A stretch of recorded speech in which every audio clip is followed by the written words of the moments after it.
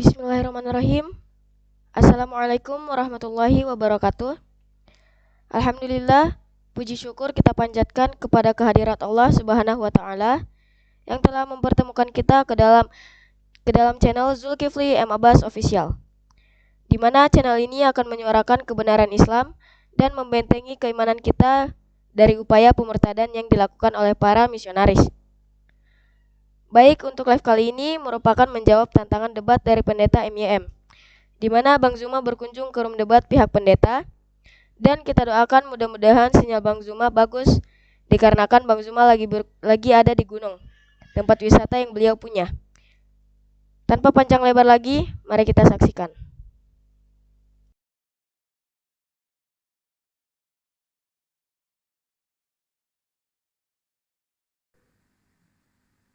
Ya, selamat malam saya ucapkan kepada Bapak Pendeta MYM dan Bro Zuma.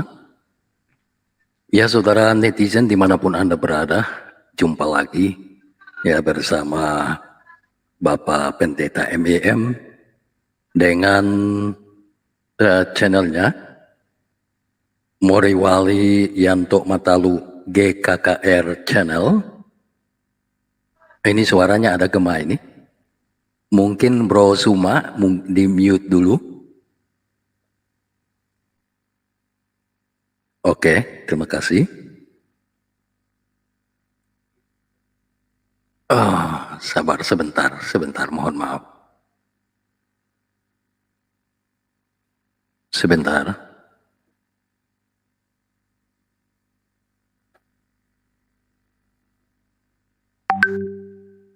Oke. Ya. Ya, kembali lagi ya bersama MYM ya. Moriwali Yanto Matalu GKKR Channel, Zulkifli M Abbas Official, tetapi juga Amanah Sang Hamba Channel, Handi Celebes Channel, Respond to Missionaries Channel sebagai channel-channel yang merelay ya acara debat di malam hari ini. Ya, saya ucapkan shalom, salam sejahtera.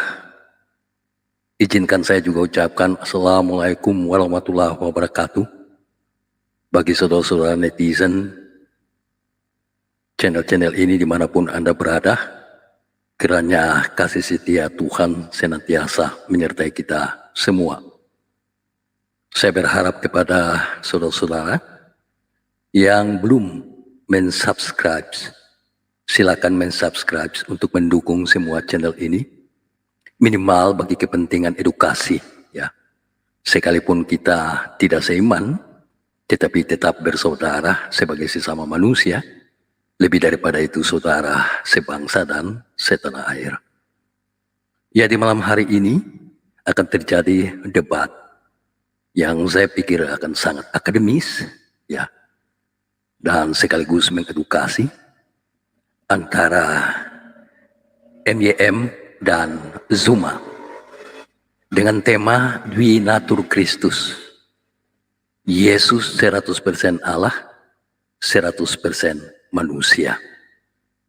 Bagaimana perdebatan itu berlangsung? Ya, tentunya Pak MYM akan mengemukakan tesisnya, dan itu memang dari iman Kristen sendiri, Yesus 100% Allah, 100% manusia. Akan tetapi tentunya akan dikanter oleh Bro Zuma. Ya, kita ingat Thomas mengatakan bahwa sebelum aku melihat paku, ya, bekas paku di tangannya, dan sebelum aku mencucukkan jariku ke lambungnya, sekali-kali aku tidak akan percaya.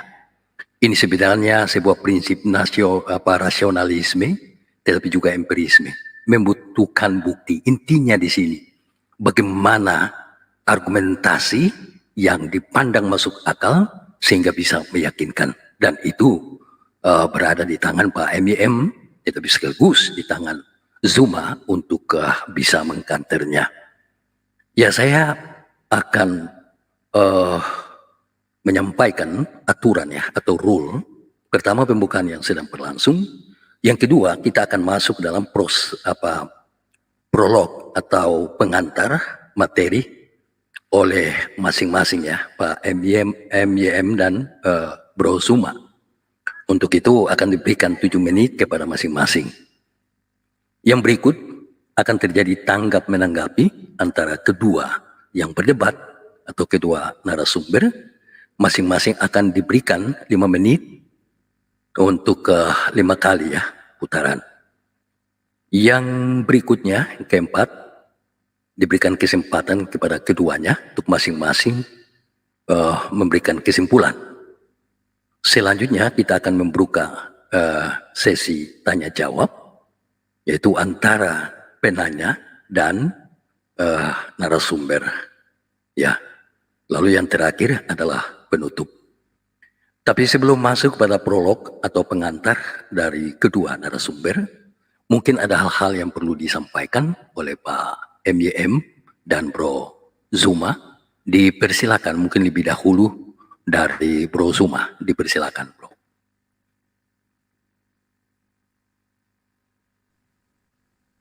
Cek, suara saya kedengaran, Pak? Mantap, mantap. Oke, baik. Mungkin tema kita terkait dengan 100% Tuhan, 100% Yesus ya. Jadi kata Allah saya rubah menjadi Tuhan, Pak, itu aja. Oh, diubah menjadi Tuhan ya. Iya. Tuhan. Bagaimana Pak MYM?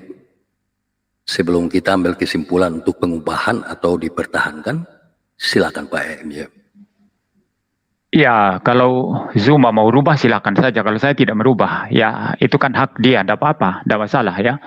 Jadi silakan nanti dalam debat dia mengatakan Tuhan dan bukan Allah ya. Kalau saya akan tetap mengatakan Allah sesuai dengan judul video ini ya. Lalu yang berikut kita akan debat 2 jam ya. Dan setelah 2 jam itu baru boleh orang-orang dari pihak Islam atau Kristen kita akan masukkan, pertama mungkin nanti dari Islam atau Kristen terserah saja untuk bertanya jawab dengan narasumber.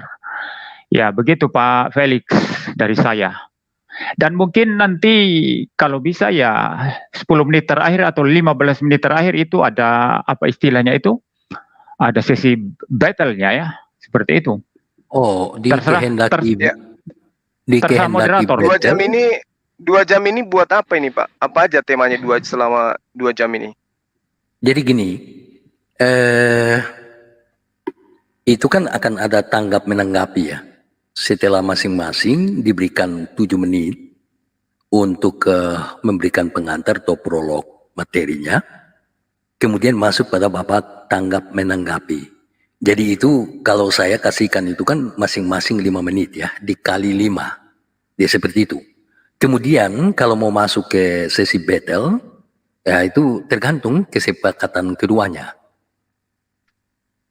Saya sebetulnya masuk langsung ke kesimpulan, lalu kemudian diberikan kesempatan kepada para penanya, langsung kepada Bapak berdua.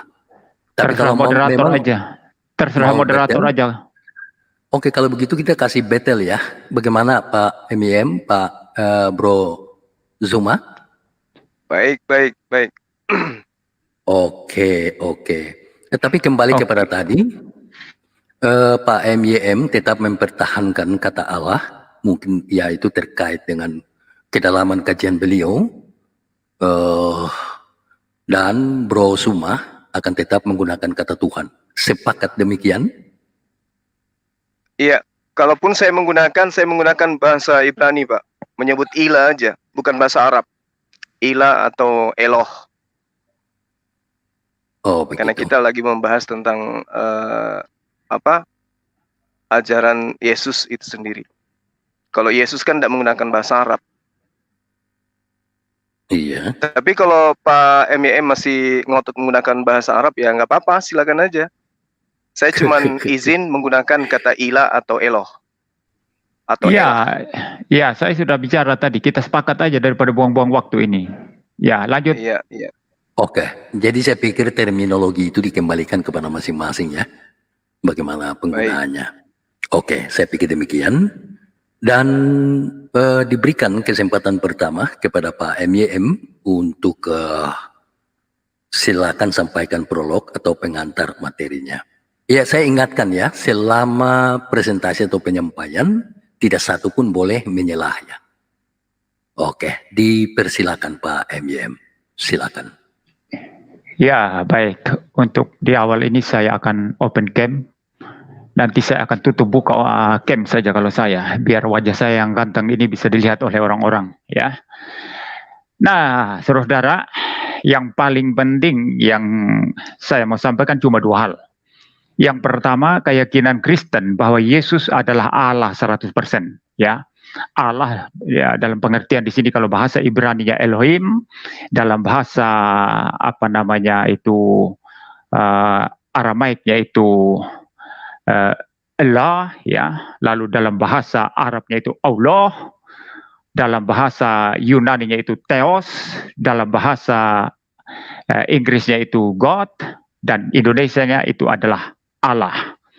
Nah, Yesus adalah Allah itu mempunyai sesuatu dasar biblika yang sangat-sangat kuat sekali, dan memang Alkitab Kristen itu mengajarkan itu. Di satu sisi Yesus dinyatakan sebagai Allah. Pada mulanya adalah firman, firman itu bersama-sama dengan Allah, dan firman itu adalah Allah.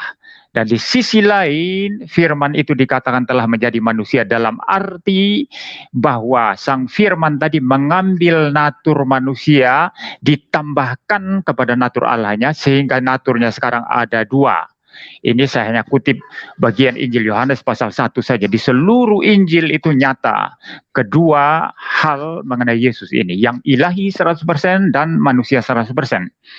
Ya, nanti akan saya elaborasi di dalam debat ini mengenai poin ini. Poin kedua yang penting yang Suma harus memberikan klarifikasi dan memberikan satu respons malam hari ini adalah apa? Bahwa selama ini saya mengamati entah Suma, entah Nandar, entah Rifa, entah yang lain-lainnya itu polemikus Islam selalu gagal paham dan tidak pernah memahami doktrin Dwi Natur Kristus. Suma berulang-ulang saya mendengar dia berkata dari Logos yang adalah Tuhan berubah jadi manusia. Tidak ada pandangan Kristen seperti itu.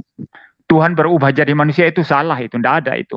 Lalu kemudian manusia berubah lagi jadi Tuhan, itu konyol sekali. Itu bukan pandangan Kristen dan tidak ada dasar Alkitabnya. Ya. Kemudian juga gagal di dalam apa namanya mencampur adukan keduanya. Kalau Tuhanmu, kalau Yesus itu Tuhan, kenapa mati di kayu salib? Nah, ini pertanyaan yang konyol sekali dan tidak relevan. Karena yang mati di salib itu adalah kemanusiaan Yesus, bukan ketuhanan Yesus ya. Nah, karena problem ini, maka saya melihat seluruh polemikus Islam termasuk Bang Suma ini yang tidak berani menongolkan wajahnya ya, mungkin kurang ganteng dari saya hingga Anda menongolkan wajahnya begitu ya. Ya, jadi Bang Suma ini sering salah kaprah dan menyerang salah kaprahnya sendiri begitu. Maka malam hari ini saya minta, dan ini harus dapat respons dari Suma. Dia terlebih dahulu menyajikan apa pandangan Kristen tentang Dwi Natur Kristus. Bila perlu merujuk kepada Konsili Kalsedon. Bila perlu merujuk kepada, kalau bisa ya, kalau dia mampu. Kalau tidak mampu, yang penting menjelaskan dengan benar saja. Tapi kalau mampu silahkan merujuk kepada apa namanya bapak-bapak gereja, entah terserah Athanasius atau Augustinus ya, atau tokoh-tokoh abad pertengahan seperti Aquinas ya, atau yang lainnya seperti itu, atau tokoh-tokoh reformator atau teolog-teolog yang ada. Dan setelah dia betul-betul merepresentasikan pengajaran Kristen mengenai Yesus 100% Allah 100% manusia, baru boleh menyerang, baru boleh mengkritisi. Saya siap mempertahankan. Tetapi kalau dia membuat karikatur ya, tetap membuat karikatur tentang Dwi Natur Kristus, lalu yang diserang itu karikatur dia sendiri, saya bagaimana bisa menjawab? Suma sedang menyerang salah paham dia sendiri. Misalnya tadi itu contoh nyata. Tuhan berubah jadi manusia. Tidak ada itu pemahaman Kristen seperti itu. Kalaupun engkau menganggap itu Yohanes 1 ayat 14 yang mengatakan firman itu telah menjadi daging, orang Kristen tidak menafsir seperti itu. Cuma yang menafsir seperti itu, bahwa Allah itu atau Tuhan itu berubah menjadi manusia. Tuhan tidak pernah berubah jadi manusia. Tuhan adalah Tuhan, manusia adalah manusia. Maka yang benar adalah Yesus itu mengambil natur manusia ditambahkan kepadanya. Sehingga naturnya ada dua. Dua ini berbeda, tapi bersatu dalam satu pribadi logos. Nah, maka sebelum menyerang, saya minta Suma harus dulu menjelaskan, ya, paling tidak beberapa menit, apa yang Kristen percaya tentang doktrin divinatur ini. Kalau itu sudah beres, baru boleh serang. Kalau tidak, nanti akan pembicaraannya melenceng kemana-mana dan sama sekali tidak relevan. Maka nanti saya akan terus bertanya, menginterogasi ya pengetahuan Bang Suma ini tentang doktrin divinatur Kristus. Kalau seumpamanya sekarang kita berdebat tentang kenabian Muhammad misalnya, saya tidak bisa mengarang-arang sendiri tentang kenabian Muhammad. Saya mesti belajar itu dari buku-buku teologi Islam yang sangat bisa dipercaya, dan saya sendiri bahkan harus dengar Suma, apa yang dikatakan Suma tentang kenabian Muhammad. Berdasarkan pengertian itu, apa yang dikatakan Suma, baru saya boleh menyerang. Tapi Suma selama ini seluruh polemikus Islam sama sekali tidak merepresentasikan itu. Doktrin divinatur Kristus, kacau sekali pemahaman mereka. Lalu pemahamannya yang kacau itu, yang dianggap itulah pemahaman Kristen, lalu mereka serang. Maka kacau sekali. Sangat-sangat kacau. Saya masih beberapa menit, Pak Felix. Pak Felix, masih berapa menit saya? Ya, kurang lebih 1 menit lagi. Silakan. Ya, saya lanjut ya. Jadi itu fakta yang terjadi ya.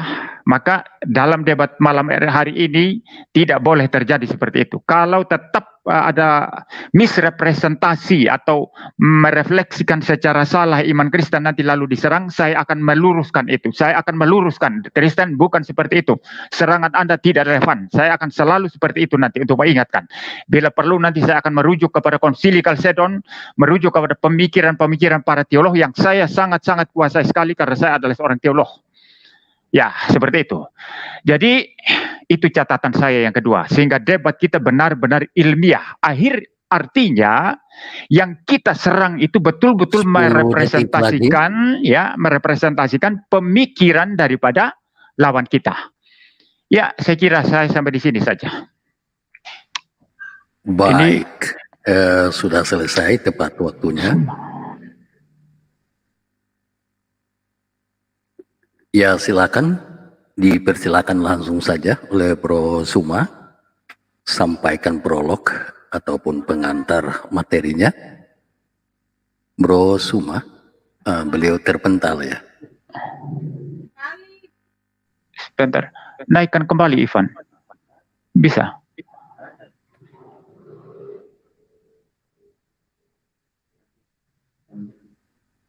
Beliau terpental, oke. Oke, maaf Bro Pak, Suma, saya mungkin sudah kebetulan lagi simak ya. di gunung ini, jadi jaringan saya agak iya. gangguan sedikit. Oke. Ya, gimana suara saya? Tapi dari kedengaran baik gak? Oke, kedengaran baik, mantap, mantap Bro. Bisa langsung aja ya, silakan disampaikan prolog atau Berapa menit pengantar ini, Pak? materinya. 7 menit, 7 menit. Iya. 7 menit, baik. Iya, 7 menit. Baik, mulai dari setelah Bro Suma bicara, waktu berjalan. Dipersilakan, Bro. Baik, bismillahirrahmanirrahim. Assalamualaikum warahmatullahi wabarakatuh. Damai sejahtera untuk kita semua, sahabat-sahabat dimanapun sahabat berada. Alhamdulillahilladzi arsala rasulahu bil huda wa dinil haq liyuzahirahu al dini kullih wa kafa billahi syahida asyhadu an la ilaha illallah wa asyhadu anna muhammad rasulullah. Allahumma sholli ala sayyidina Muhammad wa ala alihi wa sahbihi ajma'in, amma ba'd. Baik, pada malam hari ini kita akan membahas tentang sosok manusia bernama Yesus, yang mana kemudian dialog ini terjadi oleh karena ada tantangan dari pendeta MEM terkait dengan manusia Yesus yang kemudian dianggap 100% Tuhan. Baik, sebelum saya mengurai lebih jauh, ya, saya hanya ingin mengatakan bahwa Yesus yang datang kepada Bani Israel itu mengajarkan ajaran tauhid. tauhid di dalam keilahian, tauhid di dalam ibadah, dan kemudian tauhid di dalam kepenguasaan atau kekuasaan. Jadi Yesus yang kemudian pada konsili berikutnya yang terjadi terhadap kekristenan itu diangkat dan dianggap dengan SK bahwa dia itu adalah Tuhan. Nah, Yesus mengajarkan tauhid keilahian, bahwa yang ilahi itu bukan dirinya.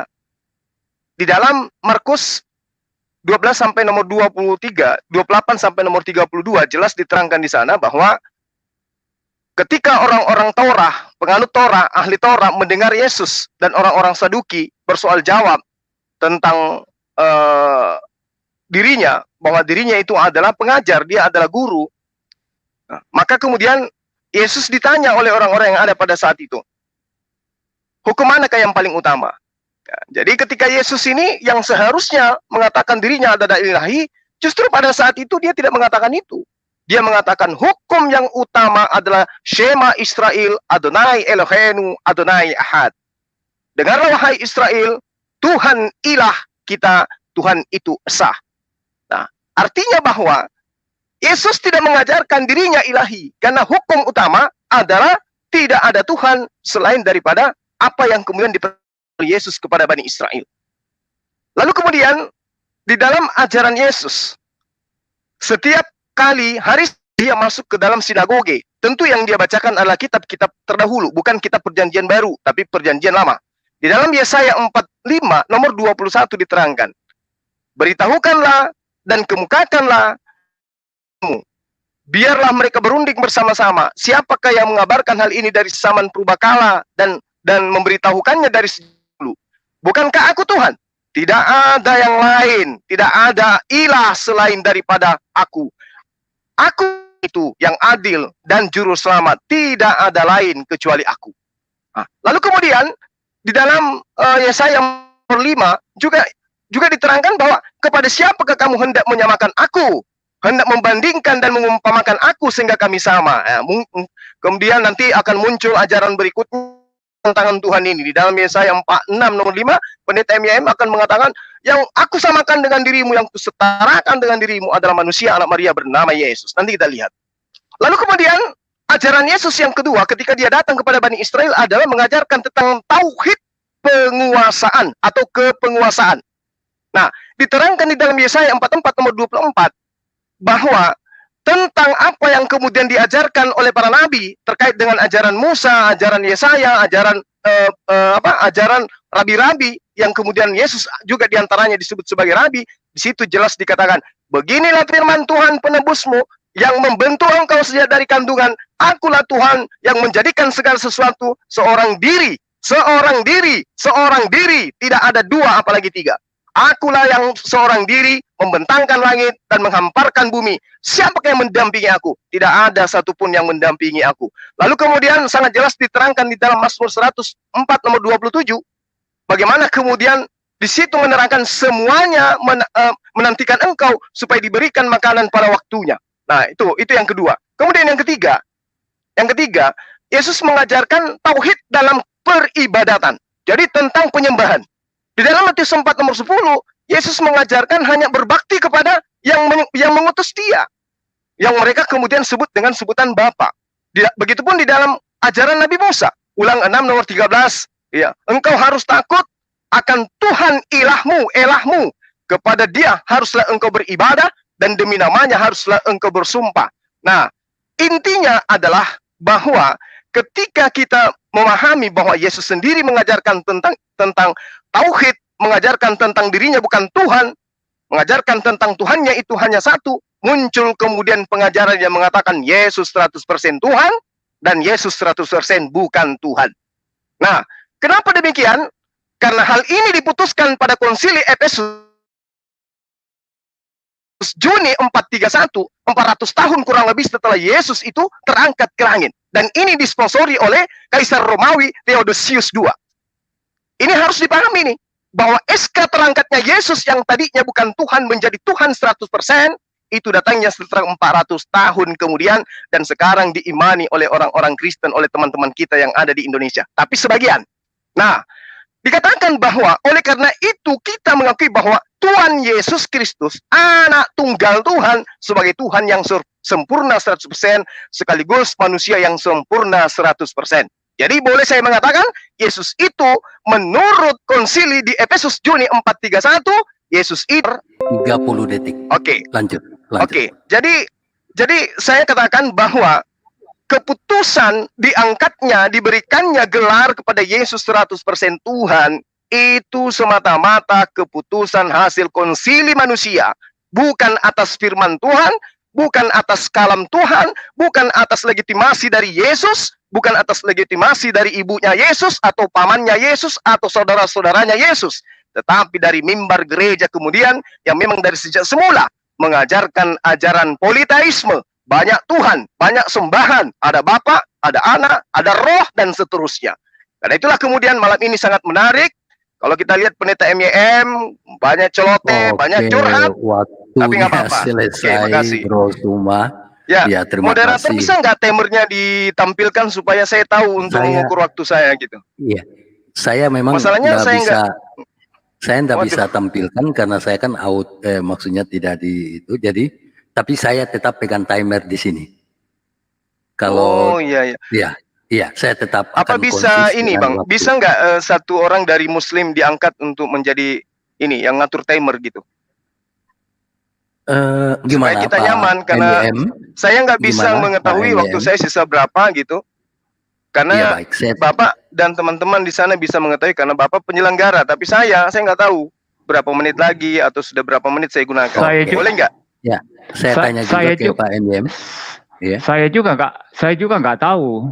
Tinggalkan moderator kan mengingatkan nanti kalau sudah Iya. tinggal 1 menit bilang 1 menit lagi kan gitu kan beres. Saya juga nggak Iya. tahu ini. Iya. Saya tidak tahu, sama-sama Pak tidak tahu. juga memang tidak tahu. Jadi gimana ini? Tadi ada saran dari Iya. Bro Zuma Ya Akan kita nggak tahu waktu timernya. satu orang Dia- untuk ke Diangkat teknis aja satu timernya. orang. Dari Lalu Muslim timer. kan. mengatur timernya gimana? Ini tidak ada fasilitasnya di StreamYard ini. Maksudnya orang itu pakai manual begitu. Enggak, Mungkin bisa maksudnya mau ditampilkan ditampilkan Iya. ke layar supaya bisa dilihat. Memang saya pegang di sini timernya, tapi kan saya tidak bisa tampilkan gitu. Tapi kedua-duanya ini kan tanpa mengetahui memang saya yang pegang. Nanti tinggal 1 menit saya ingatkan seperti itu. Tidak masalah sih Kalau- sebetulnya menurut saya. Ini akan Kalau- membuang-buang waktu nanti ini kalau itu. Ya, ini yang mau dinaikkan, yang mau dinaikkan siapa? Boleh kalau Terserah memang aja yang mau. penting dari Muslim Bang. Iya, boleh dari Muslim. Enggak, siapa? Kan harus ditunjuk dulu siapa. Ivan itu Ya, ada ada- siapa di situ yang mau naik? Silakan Saya Bro nggak tahu Suma, juga, saya mungkin nggak siapa? bisa. Saya nggak Siapa yang lihat bisa Bang siapa aja yang diingatkan? ada di bawah. Nah, kita lanjut Bung aja lah kalau Kores. gitu. Ada Bang Handi, ada Bang Kores, ada Unirifa mungkin salah satunya. Ya, naikkan salah satu, Ivan.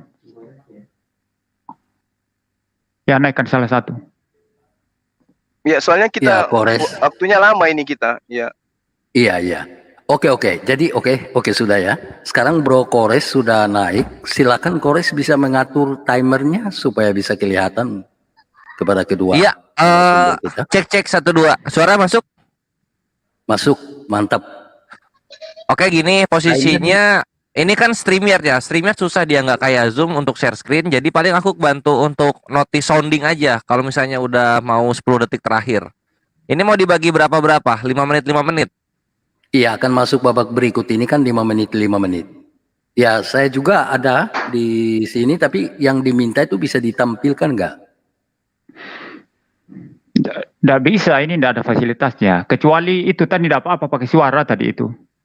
Iya, pakai sounding aja. Jadi Pak Felix nanti moderatornya aja silakan. Aku nggak akan ada intervensi, cuma akan sounding ketika udah 10 detik terakhir. Kita waktu Oke. 5 menit apa? Ya, 5 menit menjawab, 2 menit bertanya aja gitu ya. Kita pakai format konvensional aja ya.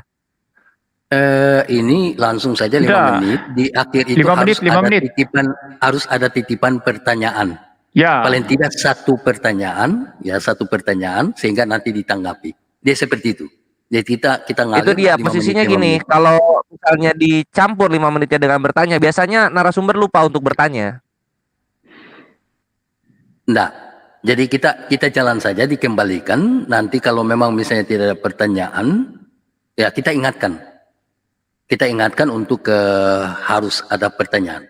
Tapi kalau memang Ya tidak udah ada silakan. pertanyaan, Aku kembali ke moderator, hanya masukan. Lanjut. Iya. Jadi saya pikir kita berjalan ya, kita sepakat ya. Kedua narasumber sepakat ya. Lanjut, kita sepakat, Pak, ya? lanjut. Oke, baik.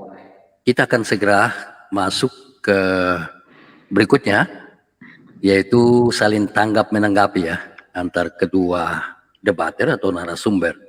Masing-masing dikasih 5 menit dan diingatkan agar supaya paling tidak ada satu pertanyaan ya, agar supaya akan ditanggapi selanjutnya oleh yang lain.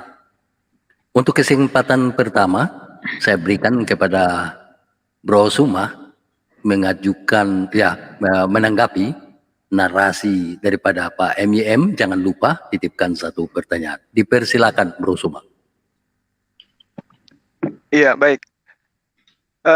Sebenarnya saya tidak mendengar baik tadi dari paparan dari Pak MYM ya, tapi nggak apa-apa. Itu disebabkan karena jaringan saya memang ada gangguan, saya lagi di gunung.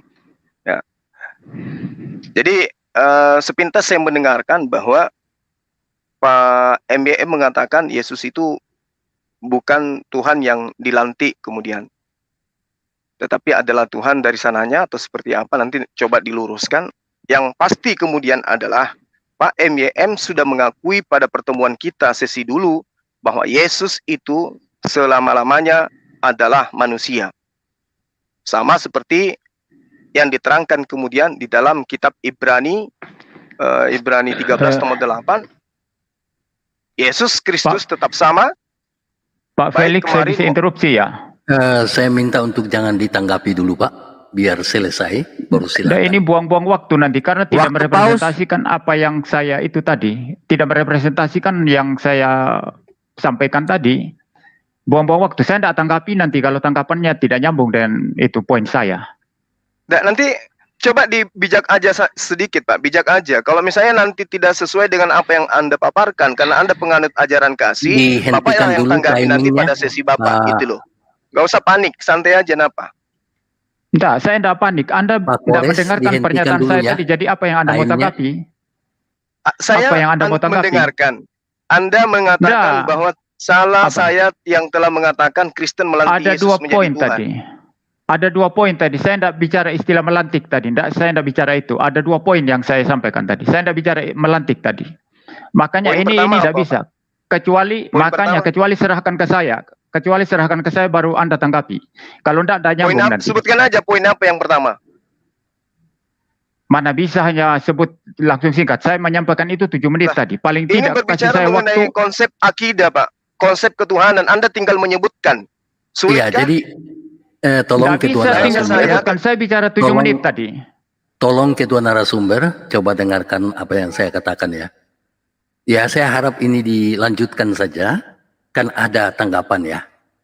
Sehingga nanti ditanggapi, diklarifikasi. Sabar-sabar Pak Bro Suma, sabar ya. Baik. Ya. Jadi saya minta untuk kita pada rule-nya aja. Jadi saling tanggap menanggapi. Soal klarifikasi dan lain sebagainya, silakan pada saat waktunya. Ya, seperti itu. Time dari Pak Kores, saya pikir dilanjutkan. Gimana timernya di reset lagi atau gimana? Ini 4:03, udah jalan 47 detik.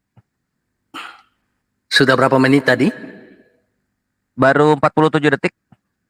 47 detik, di reset saja, diulangi ya. Oke, ya, timer berjalan ketika Gurunda mulai berbicara. Oke, silakan. Iya.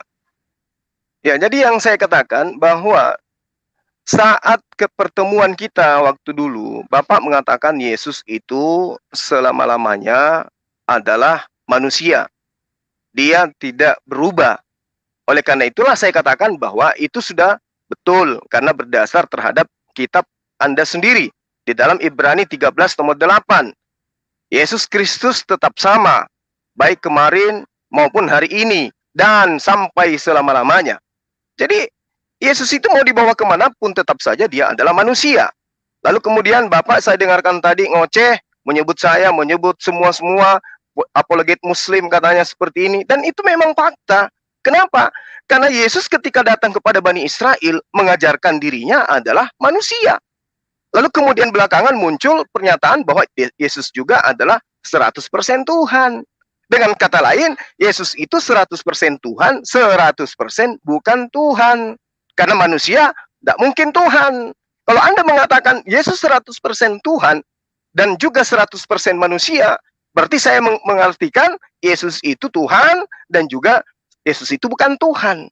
Nah, ini konsep yang kemudian Anda ingin ajarkan ke kita, ingin Anda sampaikan ke kita, konsep yang sama sekali tidak pernah diajarkan oleh Yesus itu sendiri. Karena Yesus ketika dia datang kepada Bani Israel, mengajarkan dirinya hanya sebagai utusan Tuhan. Dia tidak pernah mengajarkan bahwa akulah Tuhan itu sendiri. Nah, ini yang ingin saya katakan kepada Bapak. Bahwa ketika Bapak mengatakan, Yesus itu selama-lamanya adalah manusia, maka sebenarnya Bapak salah untuk memilih tema. Karena memang Yesus itu adalah manusia. Selama-lamanya dia adalah manusia. Dan dia tidak akan pernah berubah menjadi apapun. Dia adalah manusia, selamanya dia menjadi manusia, dan sampai kapanpun dia akan menjadi manusia. Nah, yang keliru kemudian adalah yang menyembah manusia ini. Kenapa? Karena ketika Yesus itu datang kepada Bani Israel, dia memperkenalkan dirinya sebagai utusan Tuhan dan bukan Tuhan itu sendiri. Dengan kata lain, anak Maria itu 100% Tuhan, manusia yang kemudian setelah dia terangkat ke langit, muncul SK yang mengatakan dia juga 100% Tuhan. Ini menyalahi ajaran Yesus. Oleh karena itulah kemudian Yesus mewanti-wanti kepada pengikutnya yang asli, tabinya ya, bahwa waspadalah kepada orang Farisi, ahli Torah, mereka yang kemudian membawa-bawa namaku. Percuma mereka ya memujiku, sementara pekerjaan yang mereka lakukan adalah perintah manusia.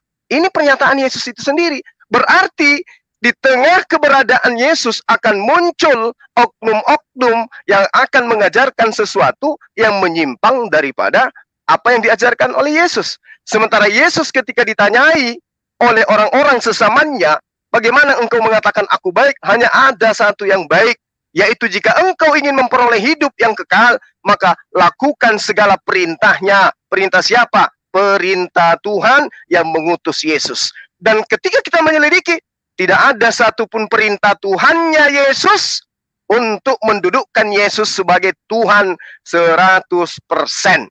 Yesus murni adalah manusia tanpa ada embel-embel 1%, 2%, 3%, apalagi sampai 5, apalagi sampai 2, apalagi sampai 100%. Jadi ini adalah satu pemahaman yang tidak punya makna sebenarnya. Yesus manusia 100%. Kemudian di waktu yang bersamaan juga dia 100% Tuhan. Apa maksudnya? Apa maksudnya nih? 100% dia Tuhan, 100% dia bukan Tuhan. Nah, pertanyaan saya kepada Bapak, kalau Yesus itu 100% Tuhan, 100% manusia, apakah salah kalau saya mengatakan Roh Kudus itu 100% Tuhan, 100% burung merpati? Silakan Anda tanggapi. Masih 30 detik. Nah, inilah dia. Kalau kita nggak ada timer, makanya saya itu sukanya di Zoom, Pak. Kalau di Zoom kita aman. Kita bisa menggunakan waktu semaksimal mungkin. Oke, nggak apa-apa. Saya tegaskan kepada Bapak, siapa dan kapan ada ajaran Yesus itu 100% Tuhan. Kalau dia 100% Tuhan, maka burung merpati juga 100% Tuhan, 100% burung merpati. Oke, silakan. Sip. Waktu habis. Baik. Ya, demikian apa yang disampaikan oleh Bro Suma. Ada dua hal. SK Konsilia Efesus itu menetapkan keilahian Yesus status keilahian Yesus, kemudian kalau memang Yesus 100% Allah, 100% manusia, apakah burung merpati juga bisa mendapatkan status yang kurang lebih sama? Silakan ditanggapi Pak MYM, baik klarifikasi maupun tanggapan terhadap narasi daripada Bro Suma. Waktu akan berjalan ketika Pak MYM berbicara. Dipersilakan Pak MYM. Ya, baik. Sudah terlihat dari awal bahwa Suma ini sangat-sangat tidak akademik dan sangat-sangat tidak ilmiah ya. Jadi dia menanggapi apa yang dia tidak tahu apa-apa dari saya. Sudah, itu tipikal mereka-mereka ini seperti itu. Ya, jadi tadi dia akui bahwa dia tidak mendengarkan apa yang saya katakan karena ada gangguan-gangguan. Lalu dia bilang saya cuma tangkap saja bahwa MYM bicara tentang Yesus dilantik. Kapan saya bicara Yesus dilantik tadi? Itu ngarang kamu itu Suma. Jadi itulah tipikal kalian ini tidak mendengarkan penjelasan kita ya. Lalu kemudian ngarang sendiri, lalu ditanggapi sendiri, diserang sendiri seperti orang membuat orang-orangan di sawah ya. Lalu kemudian dipukul sendiri, lalu merasa menang sendiri, lalu sorak-sorak sendiri. Ha gitu ya. Lucu kalian ini.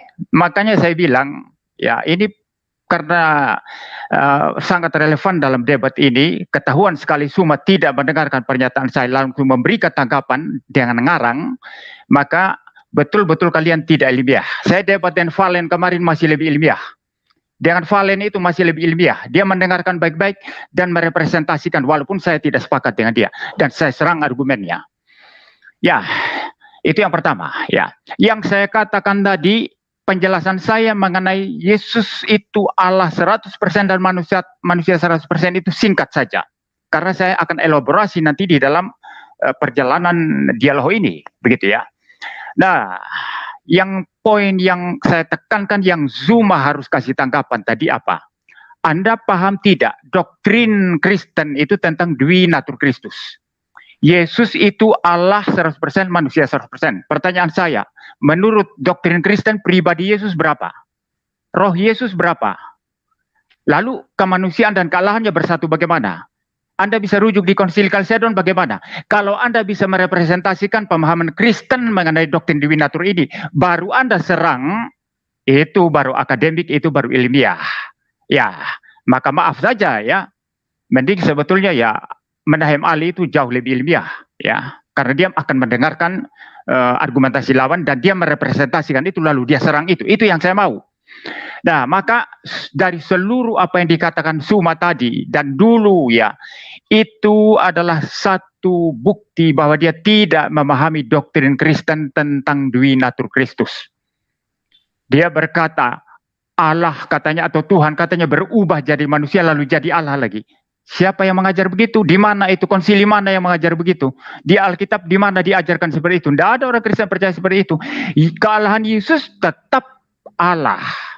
Kemanusiaannya sendiri, lain, berbeda dengan kealahannya, tapi bersatu dalam satu natur, dalam satu pribadi, yaitu pribadi logos.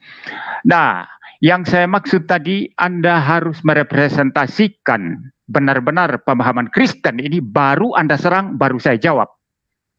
Kalau Anda ngarang sendiri, apa yang saya jawab? Semua yang Anda sampaikan itu tidak relevan dengan iman Kristen. Apa yang Anda sampaikan bukan itu kepercayaan Kristen. Anda sebut-sebut Yesus dilantik. Sejak kapan Yesus dilantik? Coba sekarang Anda tunjukkan, jangan asal mangap. Ya, tunjukkan itu surat lantiknya di mana? Stempelnya siapa? Stempelnya Kaisar yang engkau sebut-sebut tadi siapa? Engkau juga bicara konsili Efesus. Itu hanya penegasan Efesus. Anda kalau mau bicara Yesus, bagaimana itu perdebatan Athanasius dan Arius lalu dibawa ke sidang oleh Kaisar Konstantinus, itu konsili Nisea itu 325. Itu intinya di sana. Lalu itu diteguhkan di konsili Konstantinopel. Hanya mengulang saja, tapi ada penegasan tentang bagaimana Roh Kudus di sana. Ya, Anda mengutip konsili Efesus ya, yang apa namanya itu, yang kemudian saja itu, seperti itu. Ini membuktikan Anda secara historikal itu kekristenan tidak paham ya, bagaimana doktrin Dwi Natur Kristus itu digumulkan ya, dan dari Nisea, kemudian Konstantinopel, kemudian itu menuju pada tahun 450 itu di Konsili Kalsedon. Ini yang saya minta Anda rujuk. Apa yang Anda paham tentang Konsili Kalsedon? Bagaimana rumusannya? Anda bisa jelaskan kepada saya? Kalau Anda bisa jelaskan ini, baru Anda serang, saya akan jawab. Kalau tidak, Anda ngomong sendiri, ngomong yang Anda paham sendiri tentang iman Kristen, yang orang Kristen tidak paham apa-apa.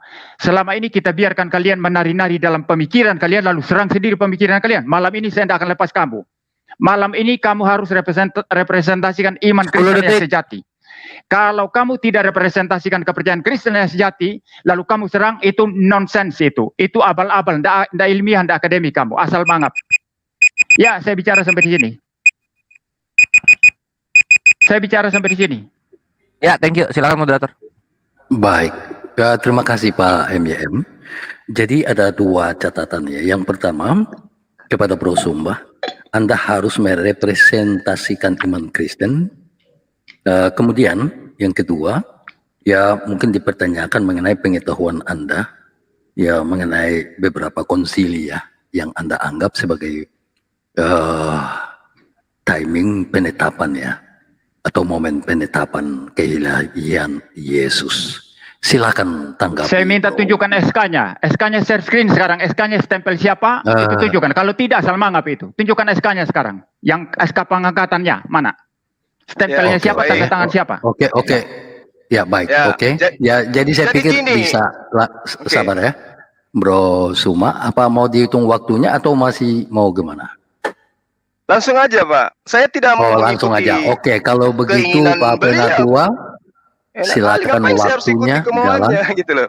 Ya, Anda yang ya, harus silakan. menilai saya. Saya yang menilai agama Anda, yang harus Anda luruskan. Jangan warna Anda minta ke saya harus mengikuti warna Anda.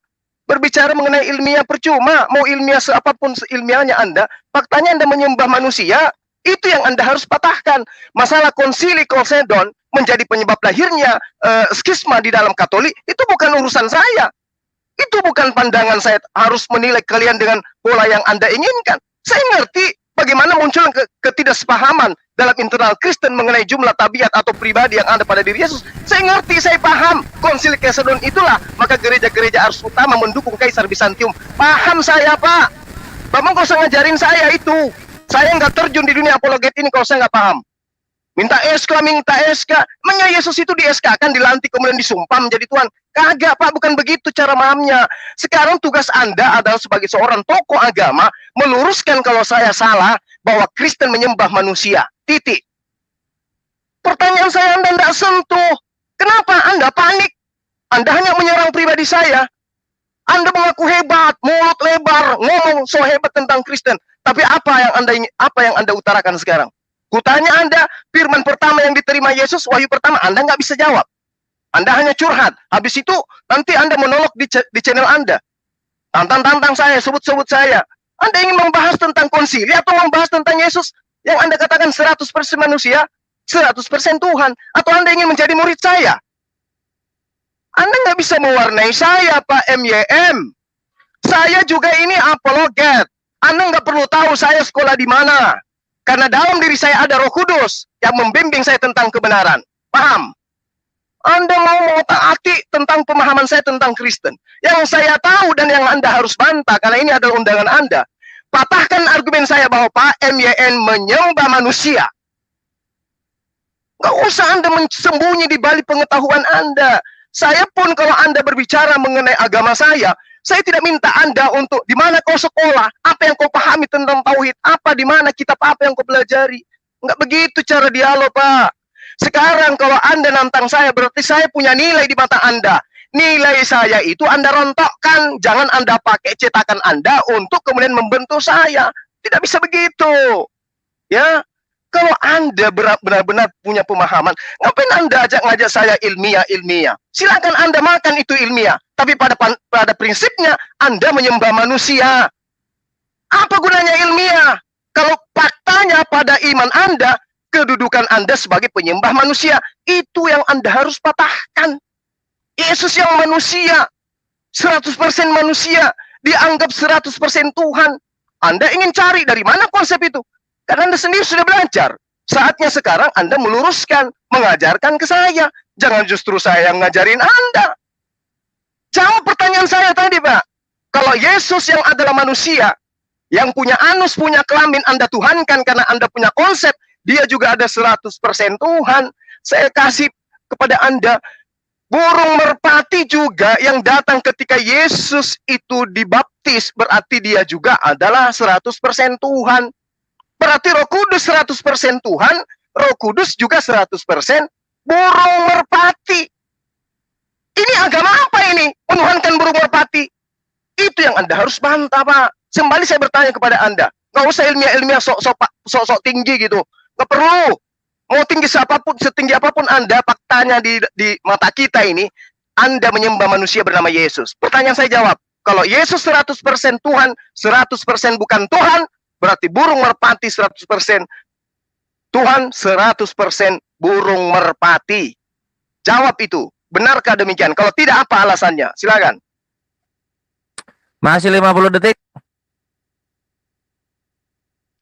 Ya, jadi itu Pak, nggak usah Bapak itu ngajar-ngajar ilmiah. Kalau Bapak mau ilmiah, di internal Bapak aja.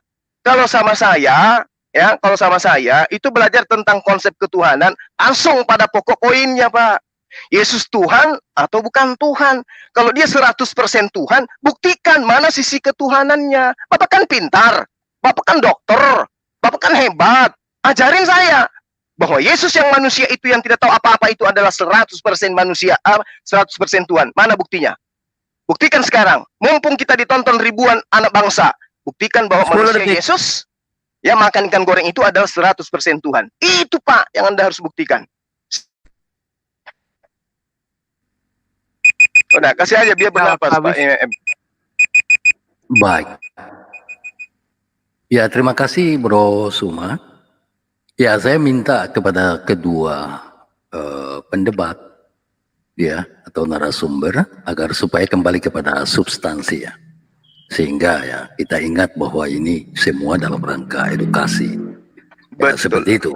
Jadi ada dua hal yang disampaikan Bro Suma, yaitu patahkan argumen bahwa Anda menyembah manusia.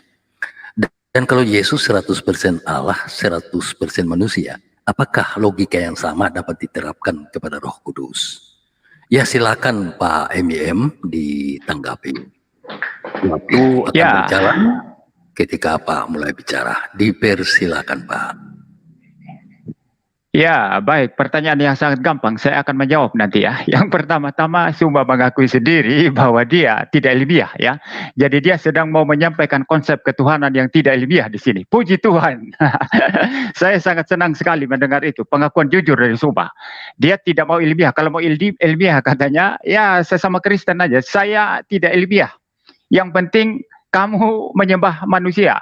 Itu saja taunya ya. Dan ya bagus kalau begitu ya. Itu yang pertama, poin saya yang pertama. Poin saya yang kedua, ajari saya katanya. Kalaupun saya mengajari Anda sekarang konsep iman Kristen mengenai Dewi Natur, Anda mau terima enggak?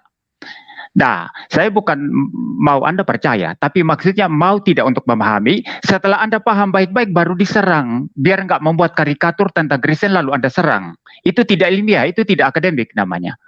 Ya, kalau mau akademik itu, pahami argumentasi Kristen baik-baik. Setelah memahami Dewi Natur itu, bukan untuk kamu percaya, tidak perlu kamu percaya. Kamu kan orang Islam, kamu percaya Tauhid. Nabimu kan Muhammad. Kamu kan tidak percaya Yesus Tuhan. Saya tidak minta kamu percaya. No, bukan itu. Tapi kamu memahami doktrin Dewi Natur ini supaya kamu bisa serang dengan benar nanti. Sama kalau saya mau serang kenabian Nabi Anda, ya. Mau menyerang kenabian Nabi Anda, Nabi Muhammad, saya akan mesti belajar dari Anda dulu. Muhammad ini apa? Saya belajar dari ahli-ahli Quran, dari teolog-teolog Islam. Setelah saya paham, baru saya serang. Itu yang saya maksud, Bro Suma. Anda tidak usah kepanasan, ngamuk-ngamuk begitu ya. Santai aja ya. Nah, saya jawab tadi itu pertanyaan yang bagi saya sangat konyol sekali. Ya, mengapa konyol? Karena itu merepresentasikan ketidakpemahamannya tentang doktrin Dewi Natur Kristus. Ya, dia bilang tadi apa? Kalau manusia itu Tuhan, ya, Yesus itu Tuhan. Ya, Yesus adalah 100% Allah, 100% Tuhan, 100% manusia katanya ya. Apakah Roh Kudus itu boleh disebut 100% Allah, 100% merpati. Dalam dunia akademik itu, dua hal yang berbeda mesti dibedakan. Case mengenai Yesus, Dwi Natur Kristus, dan case mengenai, case tahu ya, ngerti bahasa Inggris ya, kasus ya, mengenai Roh Kudus menampakkan diri dalam rupa merpati ya. Ya. Ya. Jangan interupsi dulu ya. Case mengenai Roh Kudus menampakkan diri dalam rupa merpati itu adalah dua hal yang berbeda. Logik itu seperti kalian orang Islam sering bilang logik selama ini. Kalian mencampur adukan hal yang tidak sama. Lalu Anda bilang kalau Yesus 100% Allah, 100% manusia, padahal dasarnya dia manusia. Loh, kenapa kalau saya berkata Roh Kudus adalah 100% Allah, 100% burung merpati? Benar apa enggak? Ini dua kasus yang berbeda. Ya, tidak bisa disamakan begitu saja. Logik membedakan apa yang tidak sama, menyamakan apa yang sama. Itu kata Egy Sujana dulu ya. Dan itu bukan asli punya dia, itu dia kutip dari itu ilmu logika dari Aristoteles itu. Itu logika Aristotelian itu. Ya, logika itu apa? Membedakan yang beda, menyamakan yang sama. Ya, kita pakai itu sekarang secara ketat supaya saya mau melihat semua akademik apa enggak, ilmiah apa enggak. Ya. Nah, sekarang Yesus makan ikan. Itu manusianya semua. Kita tidak berkata Yesus yang berjalan di bumi itu Allah. Yang terlihat tubuhnya, yang mati di atas kayu salib. Kami tidak katakan itu Allahnya. Atau itu kealahannya. Kristen siapa yang berkata begitu, Suba? Yang mati di salib itu kemanusiaannya, Suba. Itu natur manusianya. Tapi natur Allah Yesus itu berbeda dari natur manusianya. Natur Allah Yesus tetaplah Allah sang logos ilahi dari kekal sampai kekal. Natur manusianya itulah yang berjalan-jalan di bumi, ya, yang menderita di atas kayu salib, yang bisa makan ikan goreng, itu natur manusianya. Karena memang Yesus ada dua natur yang berbeda yang tidak bisa dicampur baur. Dibedakan dan jelas antara natur Allahnya dan manusianya, tidak campur baur. Nah, Anda mencampur baurkan natur manusia Yesus dan natur Allahnya, maka kacau, itu illogical, irasional. Maka Anda menciptakan irasionalitas di dalam pikiran Anda sendiri. Lalu Anda anggap itu pemahaman Kristen, lalu Anda serang. Maka sekali lagi, ini namanya menyerang karikatur yang dibuat sendiri. Malam hari ini saya akan obok-obok kamu secara akademik. Kita harus akademik, sampai kamu ngamuk-ngamuk enggak masalah ya. Saya akan akademik sekali malam hari ini. Saya akan pakai ketat hukum logika. 10 detik. Law of non-contradiction.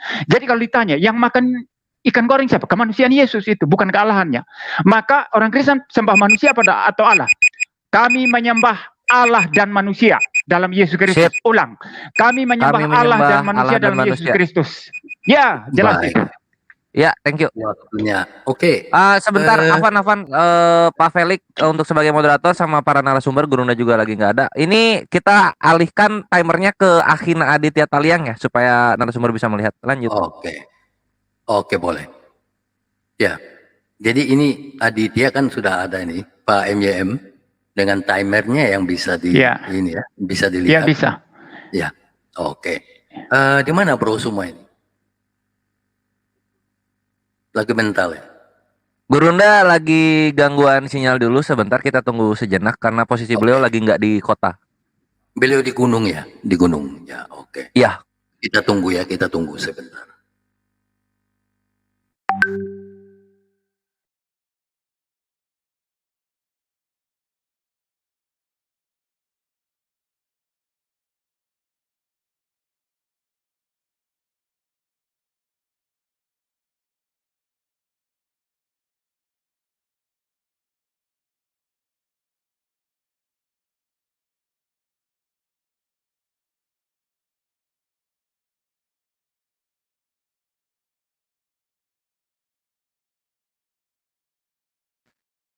Ini siapa adminnya? Admin jangan dirubah posisi kameranya, nanti rusak si timernya.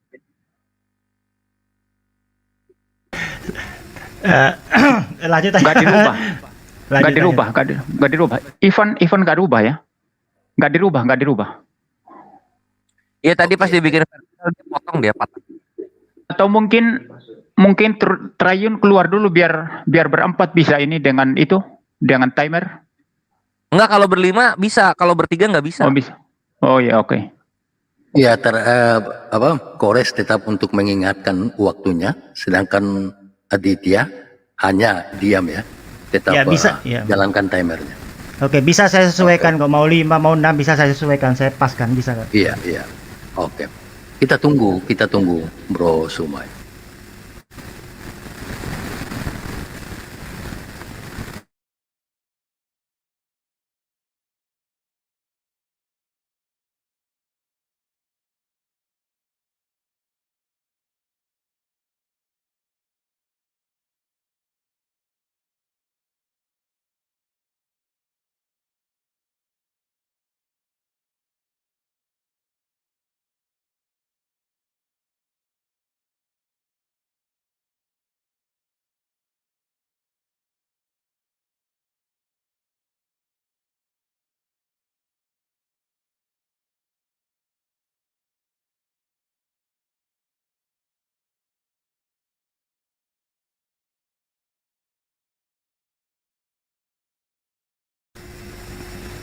Ya, ngopi dulu Pak Felix sambil menunggu Ustadz Suma.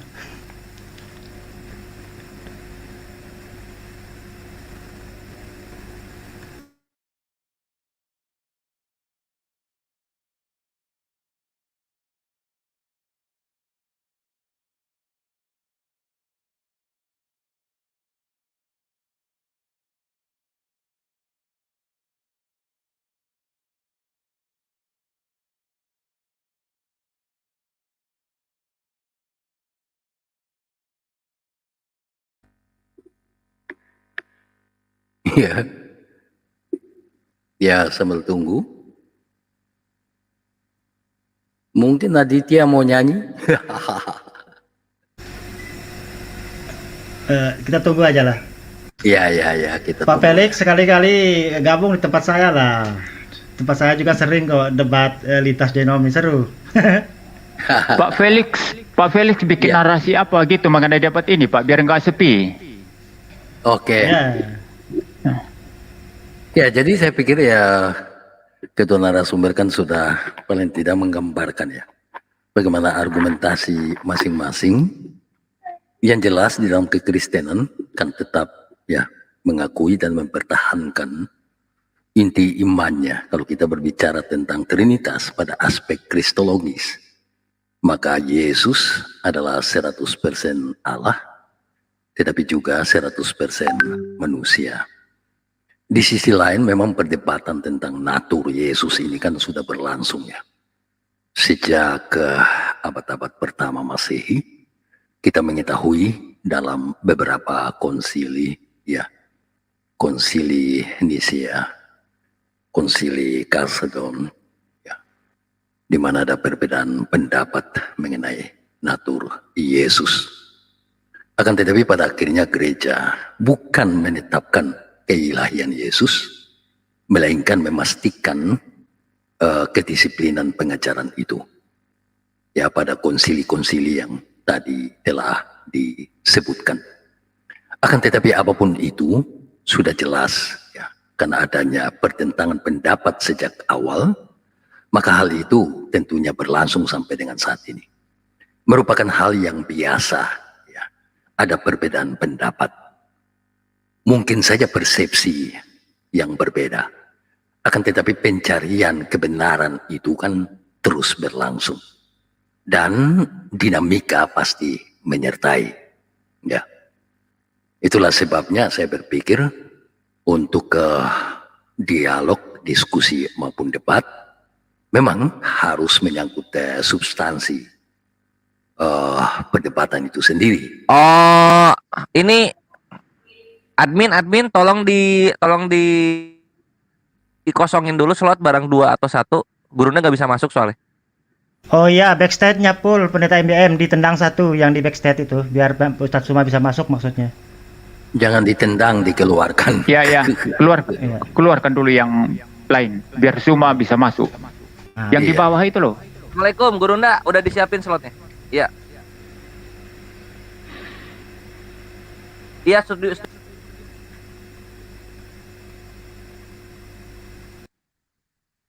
Udah. Suma masuk. Pak Aditya terpental juga ya? Loh, kamu keluarkan Aditya? Jangan dikeluarkan itu, mereka dua yang di backstage yang dikeluarkan. Salah satu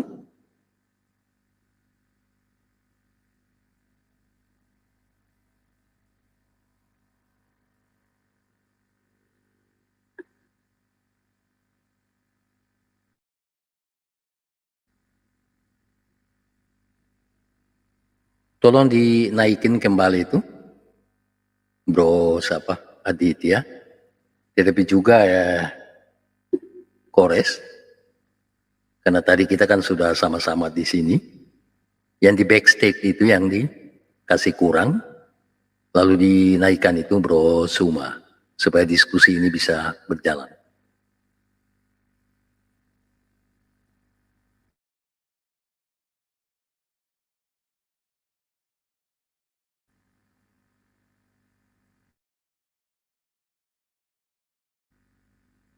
Halo? Halo? Bisa kedengaran suara saya?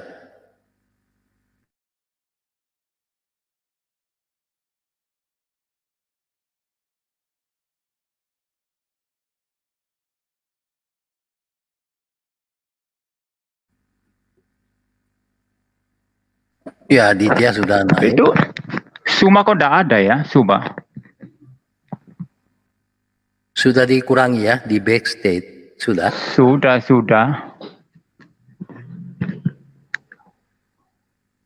Translator itu tadi naikkan itu, penatua itu. Iya, penatua dinaikkan. supaya Ya, tetap Gurunda menuju ya. diingatkan. Dia udah nyoba pakai 5 device. Ditungguin aja. Memang agak ini lagi turun. Oke. Sudah dinaikkan itu.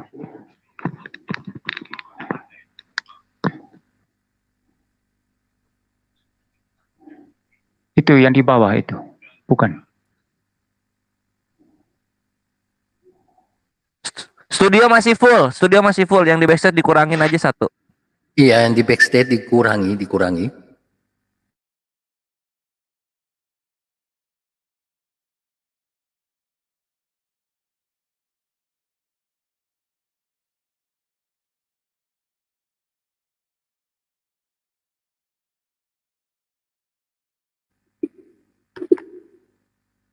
Ya, sambil menunggu Bro Suma, ya kembali lagi saya katakan bahwa persoalan Yesus ini kan memang sudah berlangsung ya ribuan tahun. Kita mengetahui dalam momentum-momentum sejarah.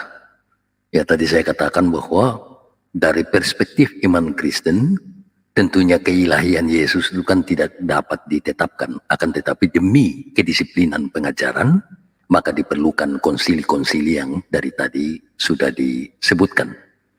Akan tetapi bagaimanapun juga, ya memang selalu terjadi pertentangan. Dan itu hal yang normal sampai dengan saat ini. Berhubung Bro Suma sudah ada, sehingga kita akan memberikan kesempatan kepada Bro Suma untuk menanggapi. Jadi ada kembali lagi 2 hal, diminta agar supaya memaksimalkan penggunaan logikanya, itu menurut Pak MYM, dalam hal memahami Yesus. Kemudian yang ditekankan oleh Pak MYM, jelas natur Allah berbeda dari natur manusianya Yesus. Dipersilakan kepada Pro Suma tanggapannya. Oke, diingatkan kepada kedua narasumber, timer udah ada ya di pojok kanan layar. Silahkan dilihat ke sana untuk disesuaikan dengan argumentasinya. Avatar saya di bawah aja, Kores. Avatar saya suruh pindahkan ke bawah aja, adminnya. Ya, admin, tolong. Ya, tinggal digeser aja ke bawah avatar saya. Ustadz Suma naik ke atas. Ya, posisi avatar yang diminta, Bro Suma dinaikkan, sementara Aditya diturunkan ke bawah posisinya.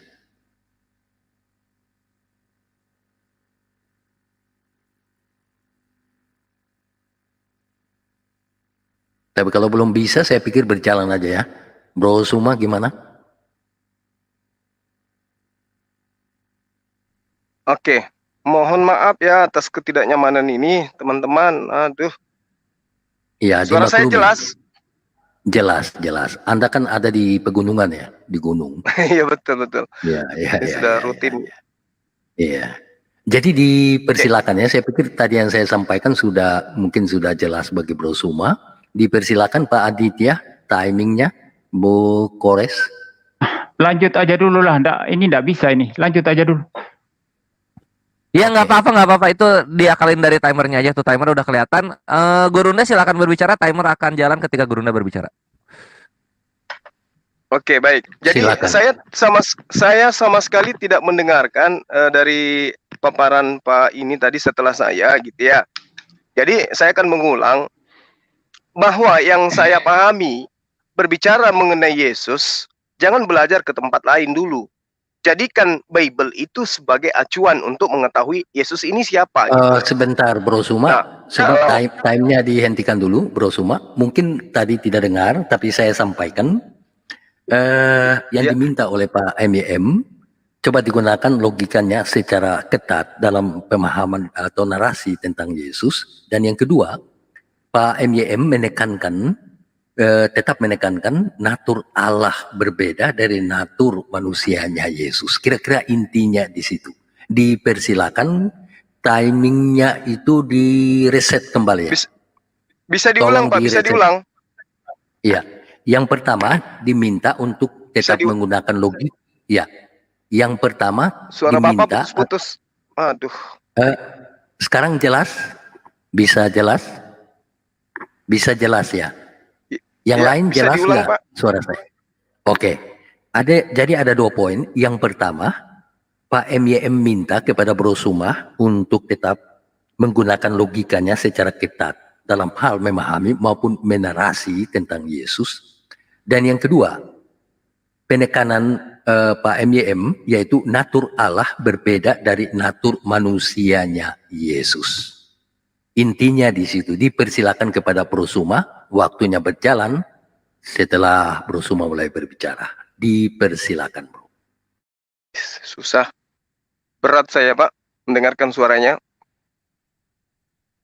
Gini aja lah, Pak Moderator, gini aja lah. Kalau memang Iya. apa namanya sinyal gak bagus, nggak usah dilanjutkan. Nanti saya ada waktu hari Kamis tetap di room saya. Lalu kalau mau bertandang malam berikutnya di Jumat di roomnya Suma. Ini saya tidak sejahtera kalau kayak gini. Ini lagi jalan argumentasi, maunya lancar tapi kendala seperti ini tidak boleh. Kita stop aja kalau memang ini. Kalau memang nggak mampu, kalau memang nggak mampu audio apa namanya internetnya. Kalau sekarang bisa jelas ya? Cek. Itu jelas mestinya. Kadang jelas Pak, kadang jelas, kadang putus. Oke, kalau sekarang udah bisa jelas ya? Boleh ya? Ya, jelas. Boleh. Oke, saya ulangi lagi. Yang pertama, permintaan dari Pak MYM adalah ketat menggunakan logikanya dalam memahami maupun menarasi tentang Yesus. Dan yang kedua, Pak MYM tetap menekankan natur Allah, natur ilahi berbeda daripada natur manusianya Yesus. Saya pikir itu dapat ditangkap oleh Bro Suma, dan Bro Suma dipersilakan, timingnya segera berjalan. Dipersilakan, Bro.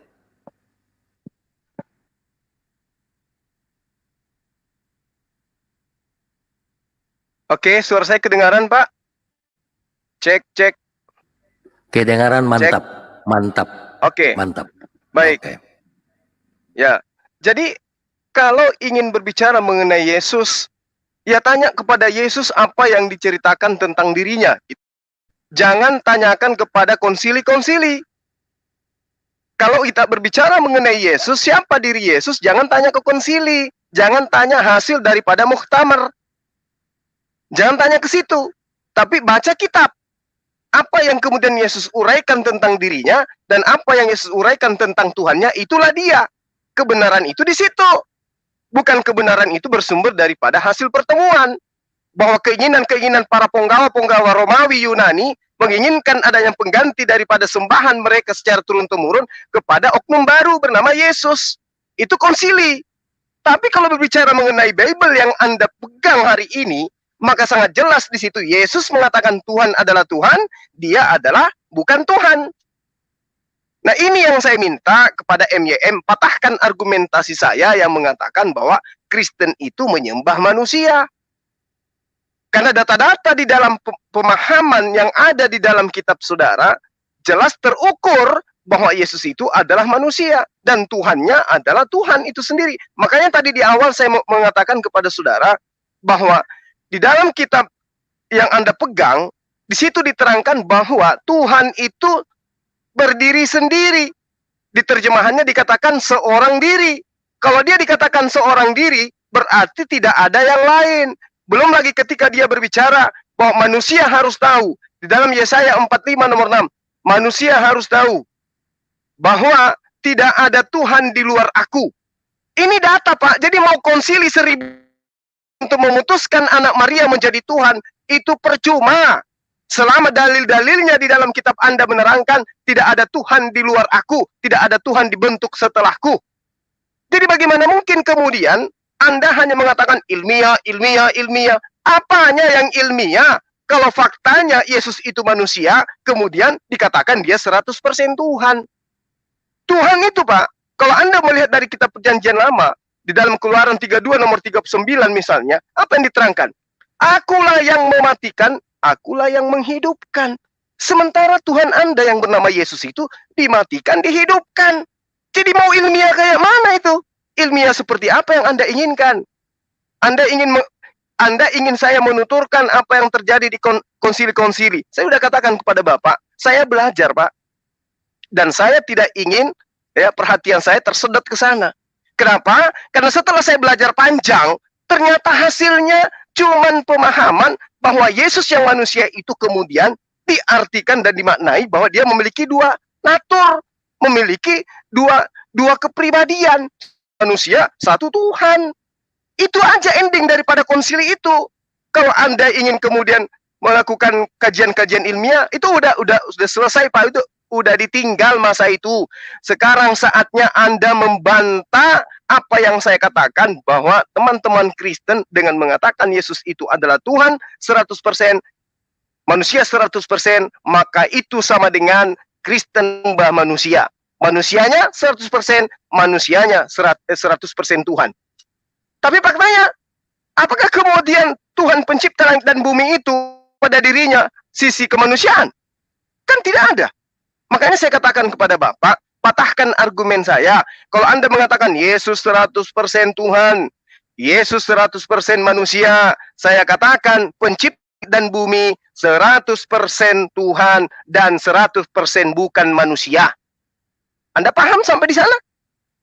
Ketika Yesus kemudian mengatakan dirinya bertuhan, menyembah kepada Tuhan, berdoa kepada Tuhan, disitulah buktinya bahwa Yesus 1% Tuhan pun tidak ada, apalagi 100%.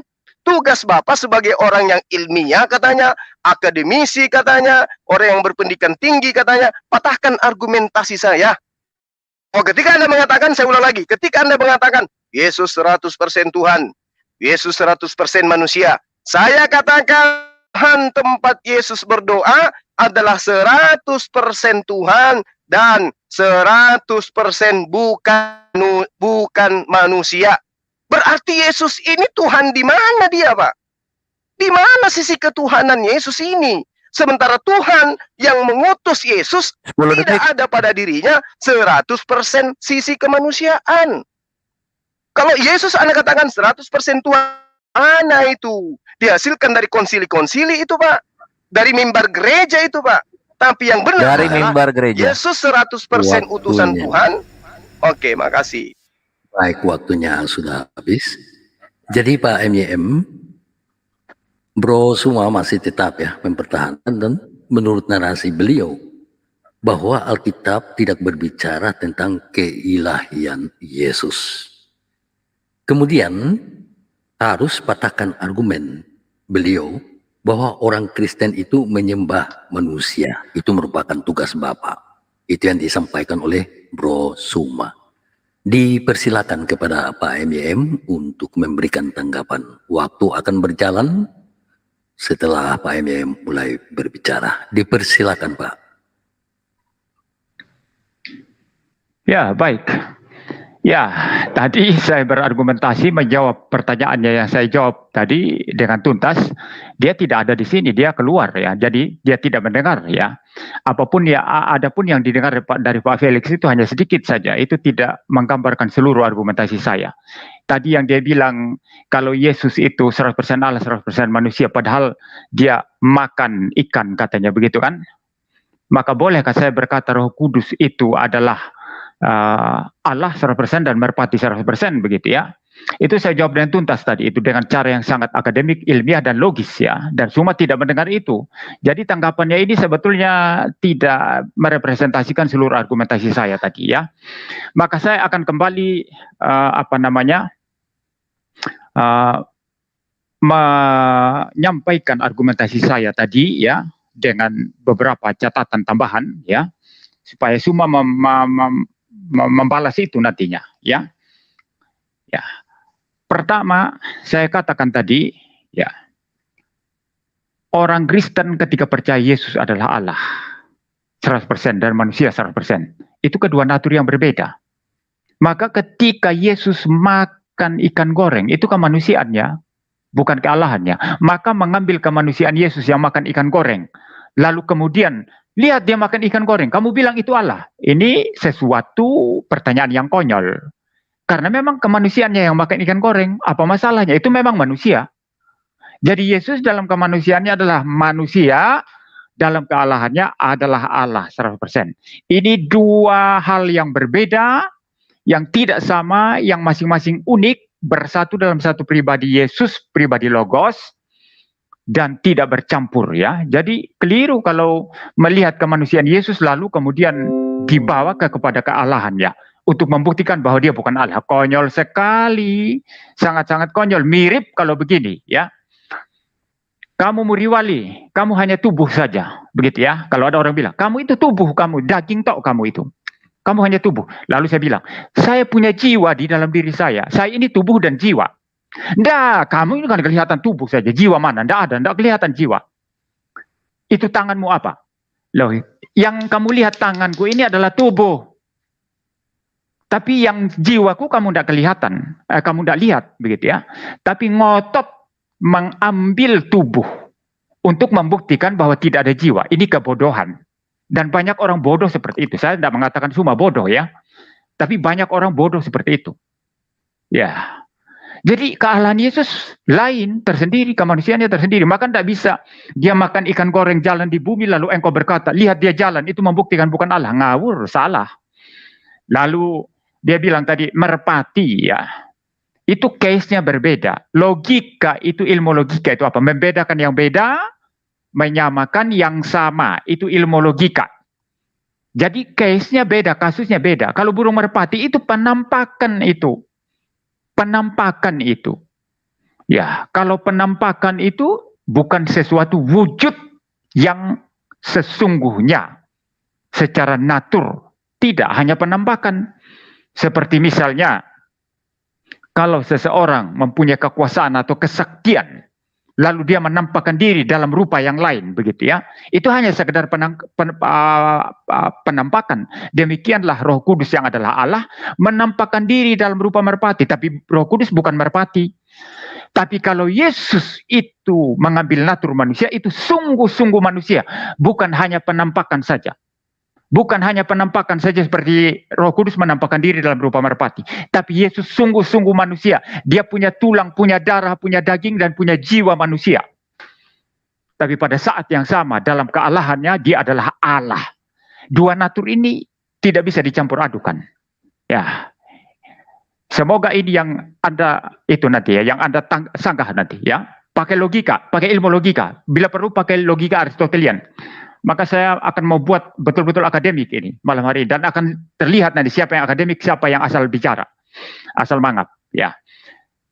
Mengenai yang kau bilang, orang Kristen bilang Yesus itu Allah, Allah. Bukti Alkitab mau tidak. Kamu tahu berapa Alkitab? Kamu kan cuma kutip-kutip Alkitab itu. Kamu kuasai Alkitab berapa banyak? Kamu kan hanya kutip-kutip Alkitab. Kalau Yesus adalah Logos, sang firman itu. Ya, dan Yohanes 1 ayat 1 mengatakan firman itu adalah Allah. Kamu bisa bantah itu tidak? Kamu bantah itu nanti. Kamu bisa bantah itu Alkitab berkata tidak? Kamu firman bantah itu itu adalah nanti. Allah. Ya, Habis. ya. Baik, terima kasih Pak MIM. Waktunya sudah habis. Jadi pada intinya diingatkan bahwa natur Yesus itu tidak bercampur, ya, tetapi dapat dibedakannya keilahian dan kemanusiaannya. Kemudian jangan menyimpulkan keilahian Yesus dari sisi kemanusiaannya. Lalu beliau tanyakan dan minta jawabannya, bantahan Yohanes 1 ayat 1. Ya, saya pikir sudah dapat disimak oleh Bro Suma. Maka sekarang giliran Bro Suma untuk memberikan tangkapannya. Waktu akan berjalan setelah Bro Suma mulai berbicara. Dipersilakan Bro Suma. Iya, baik. Jadi gini Pak, yang Bapak coba bangun adalah bagaimana kemudian seakan-akan Tuhan itu, pencipta langit dan bumi itu, memiliki kemudian sisi kemanusiaan, di mana sisi kemanusiaannya itu tidak bersatu dengan sisi keilahiannya. Tapi tema yang Anda ajukan ke kita, ke saya, Yesus 100% Tuhan, 100% manusia. Ini logika apa yang Anda gunakan? Ada manusia 100%, pada saat yang bersamaan dia juga Tuhan 100%. Sementara Tuhan yang diperkenalkan oleh Yesus, jangankan 100% manusia, 1% manusia pun tidak ada pada diri Tuhan yang diperkenalkan Yesus itu. Lalu dari mana? Dari mana gereja mendapatkan konsep ini? Yesus datang mengajarkan untuk bertuhan, memurnikan Tuhannya adalah satu-satunya Tuhan dan tidak ada yang lain. Sementara dirinya adalah utusan Tuhan. Tuhan kok jadi utusan? Gimana sih Bapak? Bapak coba baca di dalam kitab Perjanjian Lama. Bapak, Tuhan itu bukan utusan, bukan duta. Yesus utusan. Berarti Bapak itu bukan Yesus. Yesus itu bukan Bapak. Yang menjadi permasalahan sekarang ini adalah ketika Bapak mengatakan anak Maria ini 100% Tuhan, 100% manusia. Nah, kalau Yesus yang adalah 100% manusia adalah juga 100% Tuhan, berarti Maria juga adalah 100% ibu Tuhan. Yakobus berarti adik 100% dari Tuhan. Dia adik Tuhan. Thomas adik Tuhan. Yudas juga adik Tuhan. Bahkan Yesus punya adik-adik perempuan, katanya berarti adik-adik perempuan juga itu adalah adik Tuhan. Gimana logika Anda? Apa yang Anda ingin jabarkan dengan pemahaman-pemahaman kayak begini? Sebagai orang yang cerdas, orang ilmiah, orang akademik. Yesus 100% Tuhan. Berarti ibunya 100% ibu Tuhan. Apakah pantas kemudian Tuhan itu beranak pinak? Tuhan itu berkembang biak? Tuhan itu bersilsilah? Tuhan itu kemudian punya kerabat? Ini konsep dari mana Bapak temukan? Sementara Yesus tidak pernah mengajarkan itu. Ya. Bahkan kalau Anda lihat di dalam kitab Anda, Kisah Para Rasul 2 nomor 22. Hai orang Israel. Tapi sayang sekali Anda memang bukan orang Israel sih. Orang Israel diseru di dalam kitab Anda. Dengarkan perkataan ini. Yang aku maksud adalah Yesus. Dia seorang yang telah ditentukan oleh Allah. Dan yang dinyatakan kepadamu. Ditentukan sebagai apa? Sebagai utusan. Dengan kekuatan-kekuatan dan mujizat-mujizat dan tanda-tanda yang dilakukan oleh Tuhan dengan perantaraan Dia. Berarti apapun yang membuat Anda menjadikan Yesus 100% Tuhan padahal Dia manusia, ternyata perbuatannya, pekerjaannya, mujizat-mujizatnya, tanda-tandanya hanya digunakan oleh Allah dirinya sebagai perantara. Yang bekerja adalah Tuhan yang mengutus Dia, bukan Yesus itu sendiri. Jadi kalau Anda mengatakan Yesus adalah 100% Tuhan, Yesus 100% adalah manusia, gimana ceritanya? Ada manusia 100%, pada saat yang bersamaan juga dia 100% Tuhan. Apa yang Anda ingin jajakan di sini? Logika seperti apa yang Anda ingin bangun? Di saat ada Tuhan mati, di saat ada manusia mati, ternyata dia 100% Tuhan. Berarti 100% Tuhan mati. Atau Anda ingin mengatakan Pada saat Yesus mati, ketuhanannya off. Seperti PLN gitu. Lalu pada saat apa Yesus itu Anda bisa katakan dia 100% Tuhan? Pada saat apa? Pada saat dia makan ikan goreng? Pada saat dia membangkitkan Lazarus? Atau pada saat dia ketakutan? Sehingga Anda berkatakan dia ada 100% Tuhan? Di mana? Jangan muluk-muluk 100% Tuhan, Pak YMM. Pak MYM. 1% aja coba tunjukkan kepada saya. Mana sisi ketuhanan Yesus? Yang mana? Pada saat dia netek ke ibunya? Pada saat dia disunat? Atau yang mana tuh? Ya. Jadi konsep apa yang Anda ingin jajankan? Manusia 100%. Pada saat yang bersamaan, dia juga 100% Tuhan. Kayak mana ceritanya? Sementara Tuhan yang diperkenalkan oleh Yesus, pada saat dia menciptakan, dirinya 100% Tuhan, dan jangankan 100% manusia, nggak ada, 1% pun nggak ada. Pertanyaan saya Anda belum bantah, belum jawab. Dari mana konsep ini Anda dapatkan? Yesus 100% Tuhan, 100% manusia. Dari mana itu? Siapa yang ngajarin, Pak? Siap, thank you Gurunda. Silakan. Baik, demikian apa yang disampaikan oleh Bro Sumaya. Jadi pada intinya, di mana sisi ketuhanan atau keilahian Yesus? Saya pikir semua narasi yang tadi disampaikan oleh Bro Suma bisa ditangkap oleh Pak MYM. Silakan ditanggapi, waktu akan berjalan setelah Pak MYM mulai berbicara. Dipersilakan, Pak. Ya, sangat gampang menangkapnya ya. Ini saya seperti menghadapi seorang anak SD yang berguru pada saya. Tidak apa-apa ya. Saya akan jawab semua apa yang dia katakan ya. Tapi pertanyaan saya tadi dia tidak jawab ya. Kan dia bertanya, di mana sih kealahannya? Itu Yohanes 1 ayat 1 saya katakan tadi. Dia tidak menyinggung itu. Dia sengaja melewatkan itu. Apa dia lupa apa pura-pura saya tidak tahu ya. Ya, jadi memang Suma seperti itu ya. Tadi dia bilang SK pengangkatan, dia yang bilang begitu. Saya bilang mana SK-nya, siapa yang kasih stempel, dia tidak bisa buktikan. Jadi ini sekali lagi asal bicara yang tidak terbukti, tidak ada datanya, tidak ada buktinya, begitu ya. Ya baik. Yang pertama, dia salah lagi memahami penjelasan saya tadi karena dasarnya memang Suma ini tidak mengerti doktrin Dwi Natur Kristus yang dipahami iman Kristen ya. Maka saya bilang tadi kamu coba lihat Konsili Chalcedon. Dikiranya saya suruh percaya Konsili Chalcedon, bukan supaya kamu paham doktrin Kristen. Lalu nanti kasih tanggapan yang nyambung gitu loh Bang Suma. Bukan seperti sekarang ini nggak nyambung semua yang kamu katakan tadi itu. Maka saya bilang, kalau saya mau belajar Islam atau mau mengkritisi kenabian Muhammad, Nabi Anda itu, saya pasti belajar sama kamu. Saya pasti baca buku-buku teologi Islam yang berbobot. Saya pasti tanya Menahem Ali. Setelah saya paham, baru saya serang. Nah, Anda yang Anda tidak punya itu, cuma, maka Anda tidak ilmiah, tidak akademik. Anda selalu menyerang karikatur yang Anda buat sendiri. Itu ya. Lalu yang berikut ini, dia salah merepresentasikan apa yang saya katakan tadi. Yang kamu katakan itu tadi ternyata kealahan Yesus dan kemanusiaannya tidak bersatu katanya. Siapa yang bilang begitu? Maka baca Konsili Chalcedon. Bersatu kealahan Yesus dan kemanusiaannya itu yang sama-sama 100% bersatu dalam satu pribadi logos. Tidak bisa dipisah, tidak bisa dibagi, tidak bisa bercampur, tidak bisa berubah. Anda paham ini, tidak pakai logika untuk paham ini. Ya.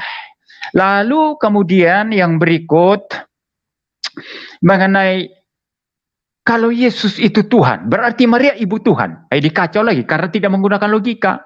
Maka kamu memang bilang tadi kamu tidak akademis. Kamu sudah akui dari awal tadi. Dan memang tidak akademis. Tidak ilmiah. Kenapa dikatakan Yesus ibu Tuhan, Maria ibu Tuhan? Yang dikandung Maria itu kan kemanusiaan Yesus. Jadi Yesus adalah ibu kemanusiaan Yesus. Kok Anda bilang ibunya Tuhan? Ini udah kacau sekali. Memang pemahamannya, maka saya tertawa. Saya menghadapi seseorang yang sebetulnya perlu kuliah sama saya ini. Bukan seseorang yang harusnya berdebat dengan saya. Ya, tapi apa boleh buat ya. Jadi Yesus adalah Allah 100%, manusia 100%. Yang dikandung Maria adalah kemanusiaan Yesus.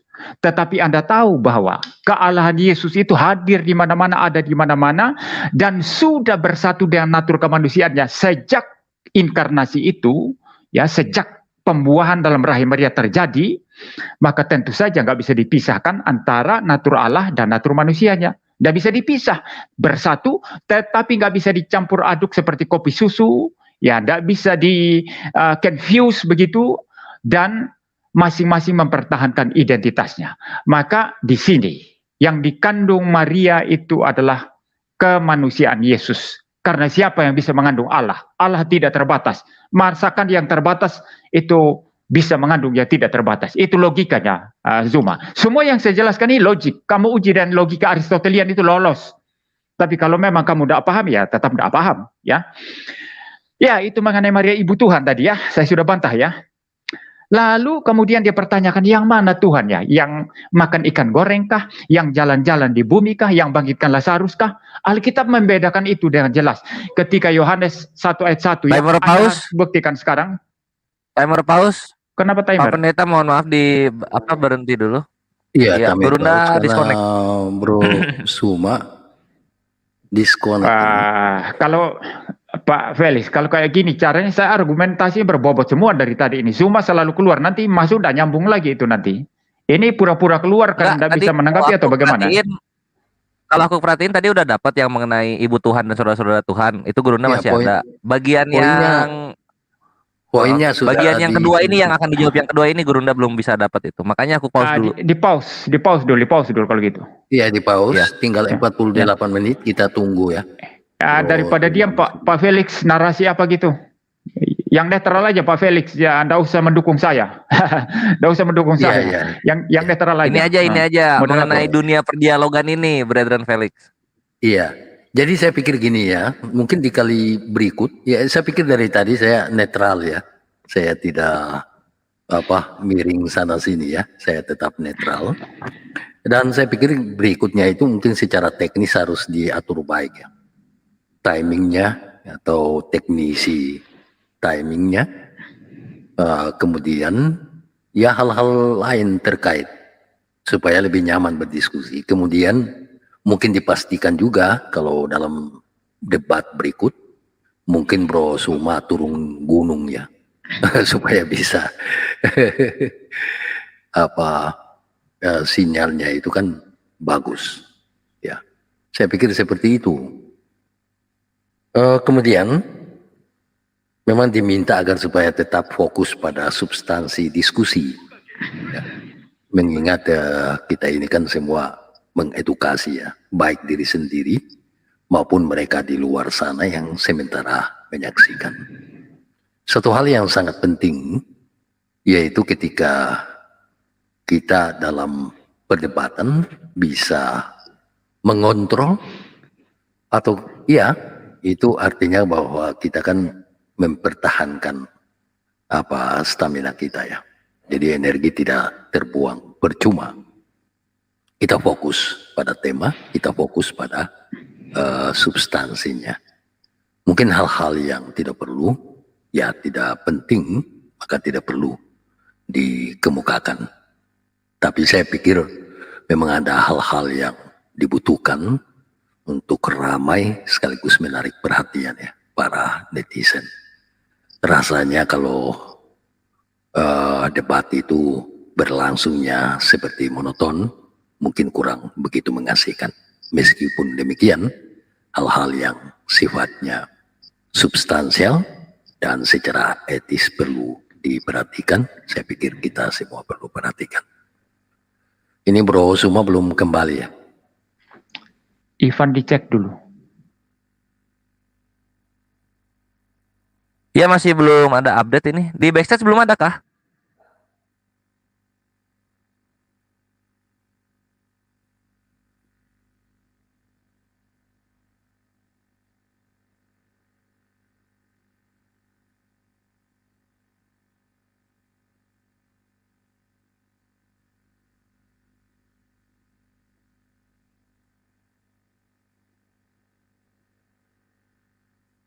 Woi.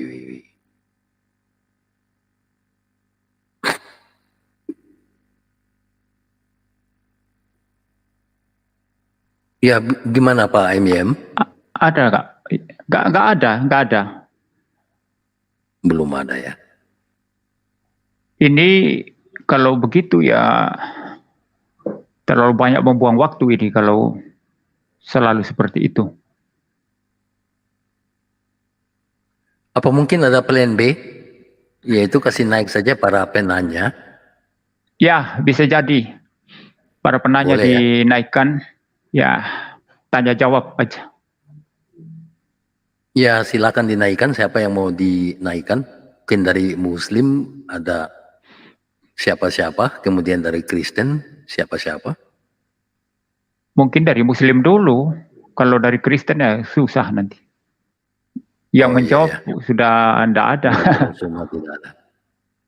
Iya. Kita tunggu beberapa saat lagi, kalau memang tidak ada, berarti dinaikkan saja ya. Oh gitu, masih tunggu ya? Ya baik kalau gitu. Iya, Ya. kita tunggu, soalnya kan udah berjalan. Iya, kita tunggu sedikit.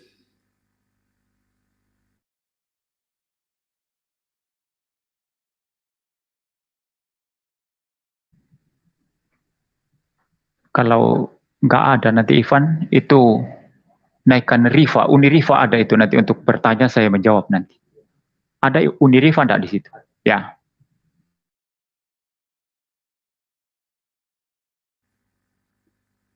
Iya, ada Uniriva. Ada juga itu Bro Valen kelihatannya.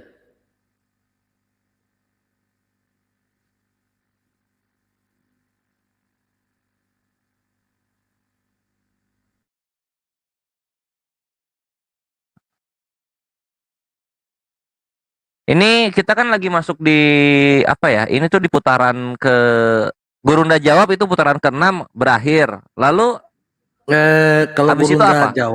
Gurunda jawab kan putaran kelima, kemudian tanggapan lagi dari Pak MYM. Itu kan kelima. Oke, selesai. Lalu kita masuk sebetulnya di sesi battle. Oh, gitu. Lalu Iya. setelah itu masuk ke sesi battle. Kalau Iya. misalnya Banyak waktu ini terbuang keberatan nggak ini. pendeta MYM untuk pindah tempat ke Zoom? Ini Gurunda katanya untuk masuk ke StreamYard dia agak kesusahan. Nggak bisa, live streaming saya sudah ini, nggak bisa. Nggak bisa, Posisinya di gunung lanjut di sini soalnya. aja. Gimana? Ya, nggak apa-apa. Nggak bisa Nggak ya? apa-apa, ini dilanjut. Nggak apa-apa, kalau sampai Zoom nggak bisa masuk, kita lanjut aja tanya jawab untuk Kristen, penanya Islam saja, 1-2 orang, setelah itu ditutup dulu, nggak apa-apa. Saya ada waktu minggu depan, entah hari Kamis atau Jumat, tetapi karena giliran saya di ruangan saya ini tidak baik malam hari ini sebetulnya bukan masalah StreamYard-nya, Zoom-nya yang koneksi internetnya yang nggak baik. Kalau dia di kota Makassar kan bagus sekali sebetulnya. Maka adil rasanya kalau mengulang yang di room saya 1 kali hari Kamis, lalu hari Jumat di roomnya Bang Suma. Itu usulan saya. Ya, Karena ini tidak efektif, ini putus-putus kayak gini, ini tidak bagus. Ya, ini total error nggak bisa masuk. Lalu kemudian di jadwal ulang Senin nggak bisa ya? Oh, tidak bisa. Saya besok hari Minggu saya pendeta, tidak boleh diganggu hari Minggu. Hari Senin saya berangkat ke Bali. Hari Kamis sama Jumat saya bisa. Setelah itu saya tidak bisa diganggu lagi mau berangkat ke Belanda. Beliau punya waktu udah fix Kamis ini. dan Jumat. Ya, Ya, itu di beliau punya. Kamis atau Jumat. Ini Gurunda menawarkan waktu Kamis Jumat. Ya, Iya, jadi makanya gini. antara Kamis. Kalau mau Kamis ulang di room saya seperti ini tidak ada gangguan, kan cuman Zoom-nya yang terganggu karena dia di luar, koneksinya nggak bagus. Lalu Jumatnya Ya, siap. di Ini gua ketikin. Zoom-nya Bang Suma. Jadi 2 malam Berarti berturut-turut. Kamis ulang di tempatnya pendeta MYM, Jumatnya di tempat Gurunda ya? Ya betul, ini saya tidak puas ini putus-putus kayak gini. Jadi sepakatnya seperti itu ya. Ya, Hari Kamis nanti di room Pak MYM diulangi.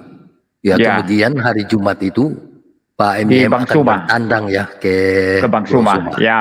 Ya. Mungkin Oke, kita sip. Ini sepakat itu. udah Gurunda sepakati ya. Ya. Lalu kemudian ini juga fotonya Gurunda menyampaikan permohonan maaf juga terutama untuk yang menyaksikan di channel-channel baik kekristenan maupun di Islam. Memang ini udah dicoba dengan berapa devices, nggak bisa masuk ya karena terlalu ini isinya. Jadi Ya, sekarang kondisinya. Ya, dan beliau itu kan udah ada disepakati Kamis di tempatnya pendeta MYM, Jumat di MYM. tempatnya Ya. Gurunda. Itu sip. Ya, betul. Diulang berarti yang ini Betul. sekarang diulang. Ya, nanti gini, Pak Penatua, jadi Kores, Ya. gini. Jadi kalau nanti di Jumat itu ada usulan tentang topik lain selain daripada ini, masa mengulang-ulang ini ya. Jadi yang Kamis itu ulang ini. Saya maunya ulang ini karena saya tidak puas ini. Ya, Iya nggak apa-apa, tapi nanti bisa kalau kok. kalau Gerunda di mah bebas kalau untuk topik. ya kalau di Zoom-nya Zooman nanti hari Jumat bisa disepakati lagi temanya apa, biar nggak ulang-ulang yang ini aja, yang lain. Siap, tapi Pak Pendeta MIM bisa dipegang ya kan ya janjinya ya, Jumat nanti akan berkunjung. Iya, kecuali saya dapat serangan jantung, Anda tidak bisa paksa lah. Harus Jangan dong, jangan. Iya lah, orang sakit harus Iya, iya. dihormati, Sehat, harus sehat, didahulukan. Yang sehat harus Ya udah minggir, sip, kalau yang begitu sakit ini aku didahulukan. apa? Oke, jadi tugas aku udah ya, silakan oke. dikembalikan ke room, maunya di gimana? Ya Pak Jadi- Felix, terserah Pak Felix. ya, jadi saya pikir itu kan sudah disepakati ya, itu akan dibicarakan lebih lanjut lagi. Sekarang mungkin kita naikkan ya penanya dari Muslim kepada Ya. Pak MIM untuk Ya. menggantikan Ya udah, aku itu aja bertanya gimana? Sesi Iya bisa Ah, kalau mau. Ya. boleh, tapi tadi diminta juga Uniriva.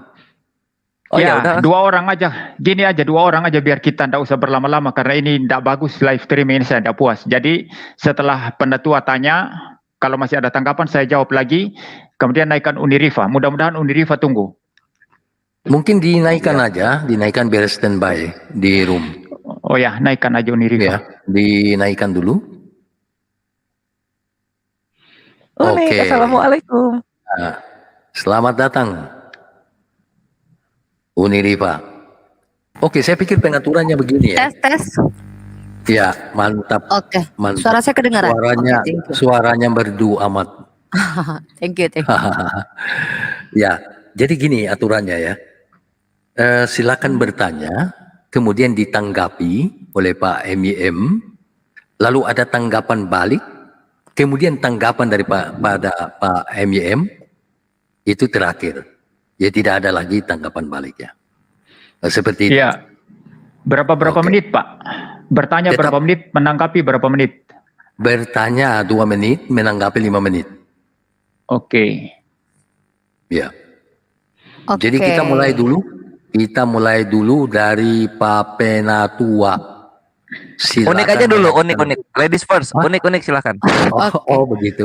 Pak Aditya, tolong di itu time-nya. Suara saya teman-teman di YouTube dengar ya. Suara bentar saya cek suara dulu. Soalnya kalau saya pakai laptop gini biasanya suaranya Ya. jelek. Suara saya kedengaran teman-teman ya. Oke. Kedengaran. Thank Pak you. Aditya, coba tampilin. Wah, Aditya kemana nih? Aditya? Ya, Pak Felix aja lah yang atur.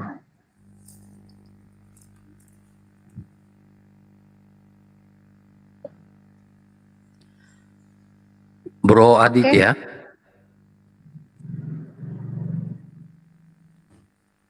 Oke, kalau begitu kita mulai ya.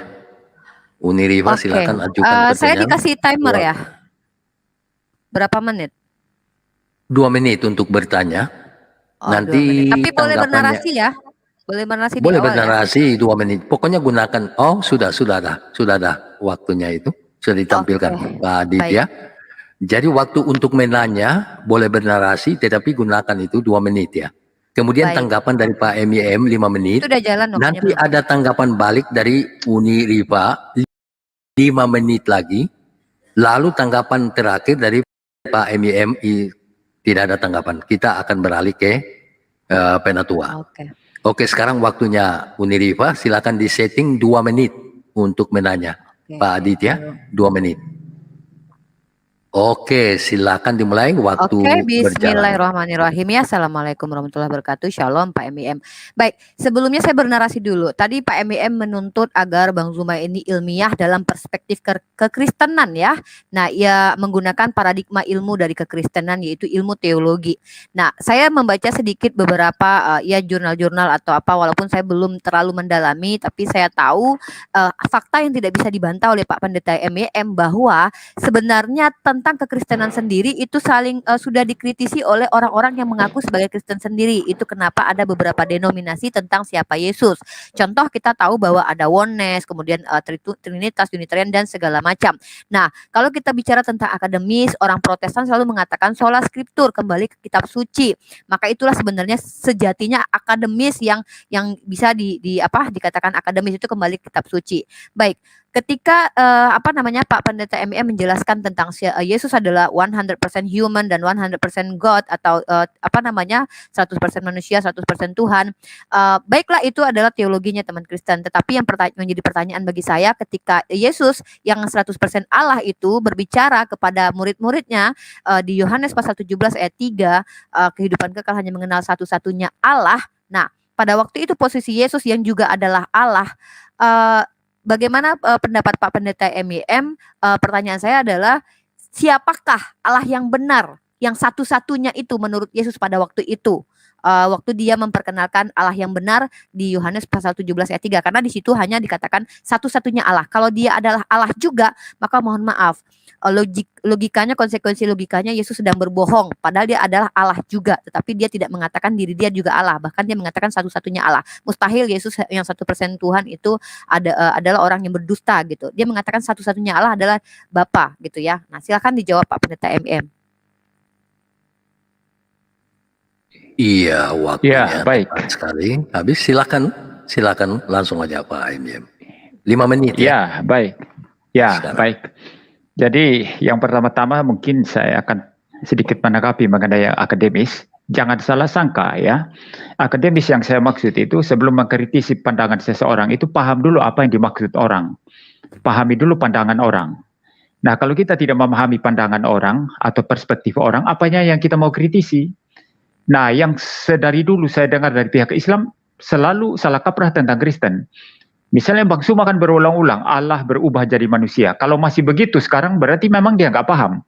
Kristen tidak percaya Allah berubah jadi manusia. Mana bisa Allah berubah jadi manusia? Allah adalah Allah, manusia adalah manusia. Ya. Yang berikut, ya, misalnya menggunakan kemanusiaan Yesus untuk menjadi pembuktian mengenai bahwa kealahannya tidak ada, itu tidak nyambung. Ini yang namanya tidak ilmiah, tidak akademik. Karena kemanusiaan Yesus itu beda dengan kealahannya. Maka membuktikan kemanusiaan Yesus harus dari aspek kemanusiaannya, membuktikan kealahannya harus dari aspek kealahannya. Maka kalau Anda mau membuktikan Yesus adalah Allah, itu harus pakai Yohanes 1 ayat 1 yang menyatakan kealahannya. Anda harus pakai bagaimana dia membangkitkan Lazarus 4 hari. Ya, yang sudah membusuk 4 hari di kuburan begitu. Anda juga harus menggunakan waktu Yesus mengampuni dosa, karena hanya Allah yang mengampuni dosa. Ya, seperti itu ya. Jadi tidak bisa kealahan Yesus dipakai untuk membuktikan kemanusiaannya atau kemanusiaannya dipakai untuk membuktikan kealahannya. Itu kacau, tidak logis. Nah, yang Anda polemikus Islam sering petunjukkan ketidaklogisan seperti itu, maka kita ketawa saja. Itu tidak ilmiah, tidak akademik. Anda coba kuliah di universitas yang akademik, akan ditertawakan itu logika yang semacam itu, mencampur adukan yang tidak sama. Logika apa? Sederhananya apa? Menyamakan yang sama, membedakan yang beda. Kalau orang tidak logis, tidak ilmiah, semua sama saja. Atau semua beda semua, padahal ada yang sama. Nah, ini sedikit kuliah logika ya. Jadi tidak bisa Anda mencampur adukan kemanusiaan dan kealahan Yesus. Nah, pertanyaan Anda tadi, waktu Yesus waktu Yesus berkata, ya, supaya mereka mengenal Engkau satu-satunya Allah yang benar. Di situ Yesus bicara sebagai yang diutus oleh Bapa. Ya, sebagai yang diutus oleh Bapa. Itu jelas konteksnya di sana. Tetapi pada saat yang sama, Sang Firman atau Logos Ilahi itu juga pada saat yang sama adalah Allah 100%. Maka ketika Yesus berkata, supaya mereka mengenal Engkau satu-satunya Allah yang benar, dia sedang merujuk kepada Bapa yang mengutusnya. Tetapi Bapa sendiri tidak bisa dipisah dari Sang Firman, karena itu adalah firman Allah Bapa, firman Sang Bapa. Nggak bisa dipisah dari Roh Kudus, karena itu adalah Roh Kudus Sang Bapa. dalam konteks ini. Ketika Yesus mengatakan, engkau Bapa adalah Allah satu-satunya Allah yang benar. Dalam kealahannya sang Logos juga itu tercakup di dalamnya. Karena itu Logosnya Allah yang gak bisa dipisah. Pada saat yang sama, Roh Kudus juga tercakup di dalamnya. Karena itu adalah Roh Allah yang gak bisa dipisah dari Allah. Nah, alasan lain kalian orang Islam apa? Allah itu bukan roh. Nah, ini untuk mengeksklude Roh Kudus dari kealahannya. Itulah cara kalian. Lalu Yesus kan hanya manusia saja. Untuk mengeksklude sang Logos ilahi yang berada bersama-sama dengan Allah dalam kekekalan. Yang memang itu adalah firman Allah yang kekal. Lalu Anda hanya menekankan kemanusiaannya. Ini semua salah kaprah. Salah kaprah. Kalau saya berdebat dengan misalnya akademisi Muslim yang jebolan Amerika, mungkin saya tidak ada interaksi yang seperti ini. Mereka pasti akan mendengarkan penjelasan Kristen lalu mereka serang kalau ada yang diserang. Dan kami akan mendengarkan penjelasan dari pihak Islam. Setelah paham baru kami serang. Seperti itu. Jadi yang Anda tanyakan ini tadi jelas. Ya, jelas sekali. Sebagai utusan Yesus merujuk kepada Bapa. Tetapi jangan lupa pada saat yang sama, Bapa yang punya Logos kekal itu, yang datang mengambil natur manusia, itu tidak bisa dipisah dari Bapa. Roh Kudus tidak bisa dipisah dari Bapa. Jadi satu-satunya Allah yang benar, Allah Tritunggal. Jelas, clear. Semua yang saya jawab ini logis. Tapi Anda kembali lagi, dalilnya mana? Itu Alkitab bicara itu. Tapi Anda pasti tolak itu, karena sukanya kalian orang Islam apa? Comot satu ayat sebagai dalil. Kristen tidak pakai itu. Kristen tidak pakai itu. Ya, saya kira itu. Baik, Pak, Ya, waktunya saya sudah tanya, habis. mau tanya, Ya. ini saya menanggapi sekali lagi ini aja ya. Silakan ditanggapi waktu 5 menit, kemudian akan ditanggapi balik lagi oleh Pak MYM, lalu tidak ada Dan- lagi tanggapan. Oh, oke, berarti 5 menit. Silakan 5 menit dari sekarang. Sudah bisa nangkap ya, Bu Riva? Oke, Udah ya? sudah. Thank you. Oke, Oke. silakan. Waktu mulai dari sekarang. Bismillah. Tadi saya sangat berharap jawaban Pak MYM itu akademis, tapi mungkin akademis ini maksud Pak MYM adalah akademis Persidia. Dia membuat sebuah bentuk akademis sendiri lalu menawarkan akademis perspektif dia ke kita gitu loh. Padahal kalau kita memahami sesuai bahasa Indonesia yang secara diajarkan di sekolah-sekolah di SD dulu, nih saya baca nih. Dalam Yohanes pasal 17 ayat 3, saya ulangi ayatnya menggunakan bahasa Indonesia yang akademis ya, ini akademis banget bahasa saya. Inilah hidup yang kekal itu, yaitu bahwa mereka mengenal Engkau. Di sini kata Engkau itu artinya adalah orang lain, bukan dirinya. Ya, itu akademis banget saya. Satu-satunya Allah yang benar. Nah, kalau berkata satu-satunya, akademisnya menurut saya adalah selama saya belajar bahasa Indonesia diajarkan selama ini, artinya tidak ada yang lain lagi. Ya, selain si Engkau ini, itu akademis banget ya. Nah, dan mengenal Yesus Kristus yang telah Engkau utus, artinya dia memperkenalkan dirinya sebagai yang diutus. Kalau Pak Pendeta MYM, secara akademis menurut Pendeta MYM sendiri bahwa pada waktu itu yang Yesus yang berkata sebagai utusan ini juga memiliki roh Allah atau Allah itu sendiri pada waktu itu hakikatnya juga Allah, maka secara logika Yesus sedang melakukan sebuah penipuan karena dia berkata satu-satunya Allah adalah si Engkau, tetapi ternyata si dia jugalah Allah. Dan saya tidak percaya kalau ada orang melakukan hal seperti ini apalagi dia adalah 100% Tuhan. Nah, ini adalah logika yang akademis. Saya tidak pernah belajar filsafat atau logika, tapi logika yang simpel banget lah. Engkau adalah Engkau, aku adalah aku, dia adalah dia. Bagaimana mungkin Engkau adalah aku gitu? Apakah Yesus sedang mempermainkan murid-muridnya pada saat ini ketika mengatakan, ini serius loh. Yesus ini bukan sedang main-main. Dia sedang membicarakan sesuatu yang akan menyelamatkan hidup lu gitu loh. Dia membicarakan sesuatu yang akan menyelamatkan hidup kamu. Ini masalah surga dan neraka, kamu dicampakkan. Tetapi dia berbicara sesuatu yang dipahami bahwa Tritunggal, kata Pak MYM, tidak tertulis di situ Tritunggal, bahkan jangan cuma di ayat 17:3, dimanapun tidak tertulis, melainkan konsep yang akademis menurut Pak Pendeta MYM. Maka saya bisa mengatakan akademisnya Pak Pendeta MYM adalah akademis ciptaan dia sendiri, lalu dia tawar-tawarkan kepada kita. Kalau kita tanya kepada orang Oneness, oh kami akademis, kami Alkitabiah, tanya Unitarian, akademis dan Alkitabiah. Maka kami umat Islam ini kalian permainkan dengan istilah akademis kalian, perspektif kalian sendiri gitu loh. Ya itu yang saya tangkap ya, karena kalau kita bicara berbicara dengan oneness, mereka juga akademis, alkitabiah menurut mereka. Tanya sama Unitarian, akademis banget kita, kata mereka ya. Nah, kita kembali. Yohanes 17 ayat 3. Akademisnya saya, nggak usah pakai S1, S2, saya SD aja. SD di guru saya mengajarkan, kalau kata engkau itu merujuk kepada orang lain. Kalau merujuk kepada aku, berarti merujuk kepada saya gitu. Pada waktu itu, Yesus adalah aku harusnya, karena dia sedang berbicara tentang si engkau. Si engkau ini adalah satu-satunya Allah. Kalau ternyata Yesus adalah 100% Allah juga, maka Yesus sedang membodohi murid-muridnya. Karena dia mengingkari Allah yang ada dalam dirinya. Karena dia bilang satu-satunya Allah ya yang di surga itu si Bapa itu gitu loh. Allah yang benar yaitu Bapa. Karena Pak MBN sudah mengakui bahwa itu Bapa. Ya. Nah si engkau Pak, ini bicara tentang kata si engkau. Si engkau adalah Allah satu-satunya. Tiba-tiba dia juga Allah juga gitu. Berarti bukan satu-satunya gitu. Ya, jadi nggak mungkin Yesus mempermainkan murid-muridnya. Yesus saya rasa adalah orang yang sangat akademis ya. Dia pasti menggunakan frasa-frasa yang tidak mungkin membagongkan umatnya. Ya, saya minta bertanya aja deh. Pada saat itu, saya tekankan pertanyaan saya. Saya ingin sekali lagi Pak MBN menjawab. Satu-satunya Allah pada waktu itu, yang dimaksud Yesus itu siapa? A. Roh Kudus, B. Yesus, yang 100% Allah, atau Allah Bapa. Itu saja. Jawab di antara tiga. Karena tidak mungkin tiga itu adalah satu-satunya. Yang namanya satu-satunya tidak ada lain di antara yang satu ini gitu. Cuma satu aja. Kalau memang Roh Kudus ya Roh Kudus, Yesus ya Yesus, Bapa ya Bapa. Silakan dijawab Pak Pendeta. Yang saya akademis banget loh saya. Akademis SD saya bawa ya. Mungkin masih ada. Oke, saya lanjutkan. Kemudian ya Pak Pendeta MBM, kalau kamu masuk ke teologi kamu akan ditertawakan. Jangan masuk ke teologi Pak. Nggak usah saya masuk ke teologi Pak. Ya, yang namanya Trinitas dengan oneness dengan Unitarian aja mereka saling tonjok-tonjokan, Pak. Ya, kami kan umat Islam nih. Semua mengaku Kristen, Unitarian bahkan Saksi Yehova pun mengaku Kristen.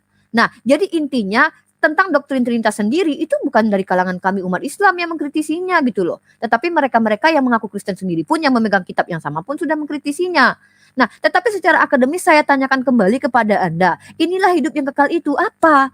Yaitu bahwa mereka mengenal engkau satu-satunya Allah yang benar, satu-satunya the only one.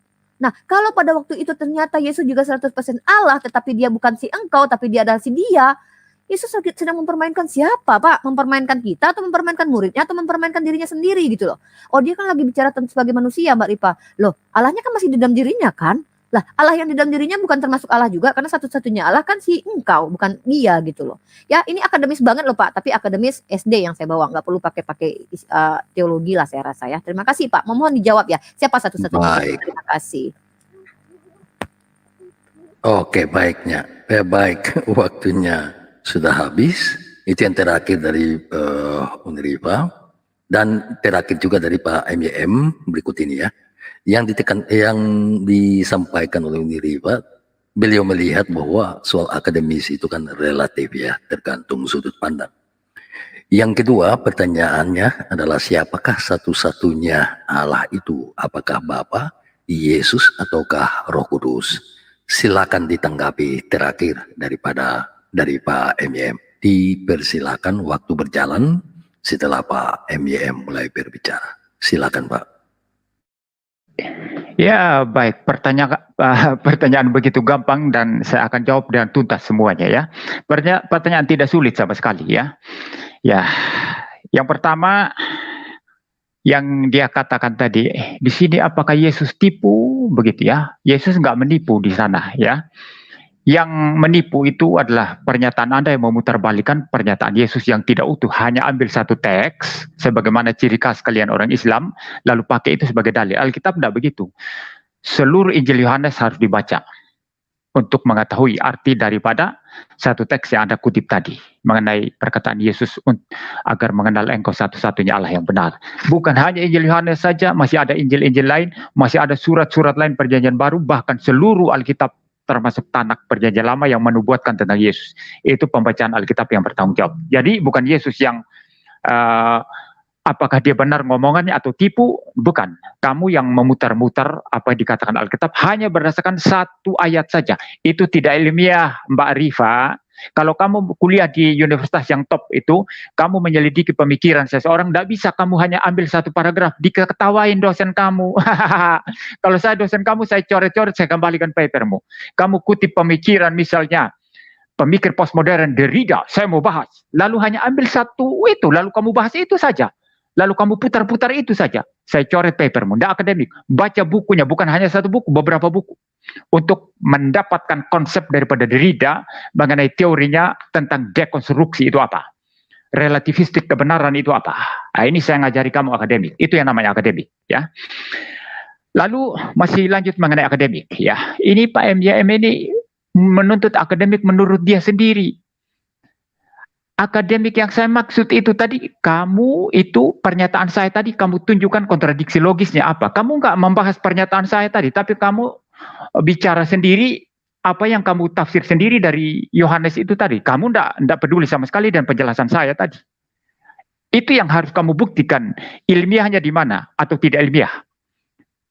Kalau illogical, tidak rasional bagaimana? Buktikan itu sebetulnya. Tapi bukan itu yang kamu jawab tadi. Kamu membantah dengan cara mengutip sendiri ayat Alkitab, kamu jelaskan sendiri. Itu bukan bantahan. Karena kamu tidak relevan, tidak appeal langsung kepada argumentasi saya. Maaf, saya sudah berubah cara debat ya. Dari kemarin-kemarin saya tidak terlalu ilmiah. Tapi saya sekarang mau ilmiah ketat sekali. Saya tidak mau sembarangan. Ya. Lalu sekarang pertanyaanmu tadi yang kelihatan sulit ya. Siapa Allah yang benar itu? Apakah Bapa kah? Atau Yesus? Atau Roh Kudus? Yang mana yang benar? Tiga-tiganya salah. Alternatif yang kamu berikan itu. Kalau kamu bilang hanya Bapa saja, tanpa Yesus, tanpa Roh Kudus, salah. Hanya Yesus saja, tanpa Bapa, tanpa Roh Kudus, salah. Hanya Roh Kudus saja, tanpa Bapa, tanpa Yesus, salah. Karena Alkitab mengajarkan Bapa itu adalah sejak kekal, adalah Bapa yang eksis bersama firman-Nya Mbak Arifa, bersama rohnya Mbak Arifa. Bapa tidak bisa eksis tanpa logos, tanpa Roh Kudus. Maka siapa Allah satu-satunya yang benar menurut Yesus?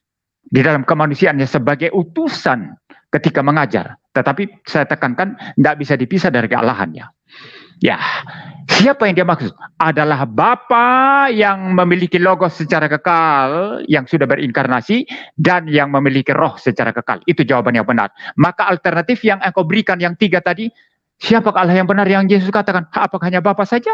Atau Yesus saja? Atau Roh Kudus? Atau bagaimana? Ketiga alternatif yang kamu berikan adalah salah. Yang benar adalah Bapa yang memiliki logos kekal, logos ilahi yang kekal, dan memiliki roh yang kekal, yang disebut sebagai Roh Kudus. Jawaban saya sangat-sangat tuntas ini. Ya, saya masih ada waktu ya. Saya kembali kepada akademis saja. Ya, tadi. Jadi, kalau mau akademis itu, dengar baik-baik pernyataan orang. Itu yang dijawab. Jangan comot-comot sendiri, tafsir ayat sendiri. Apa yang orang jelaskan tentang satu ayat, itu yang kamu tanggapi, appeal langsung kepada argumentasinya. Itu yang namanya ilmiah. Kalau kamu belum paham, tanya dulu. Ya, ya. Saya belum paham gitu.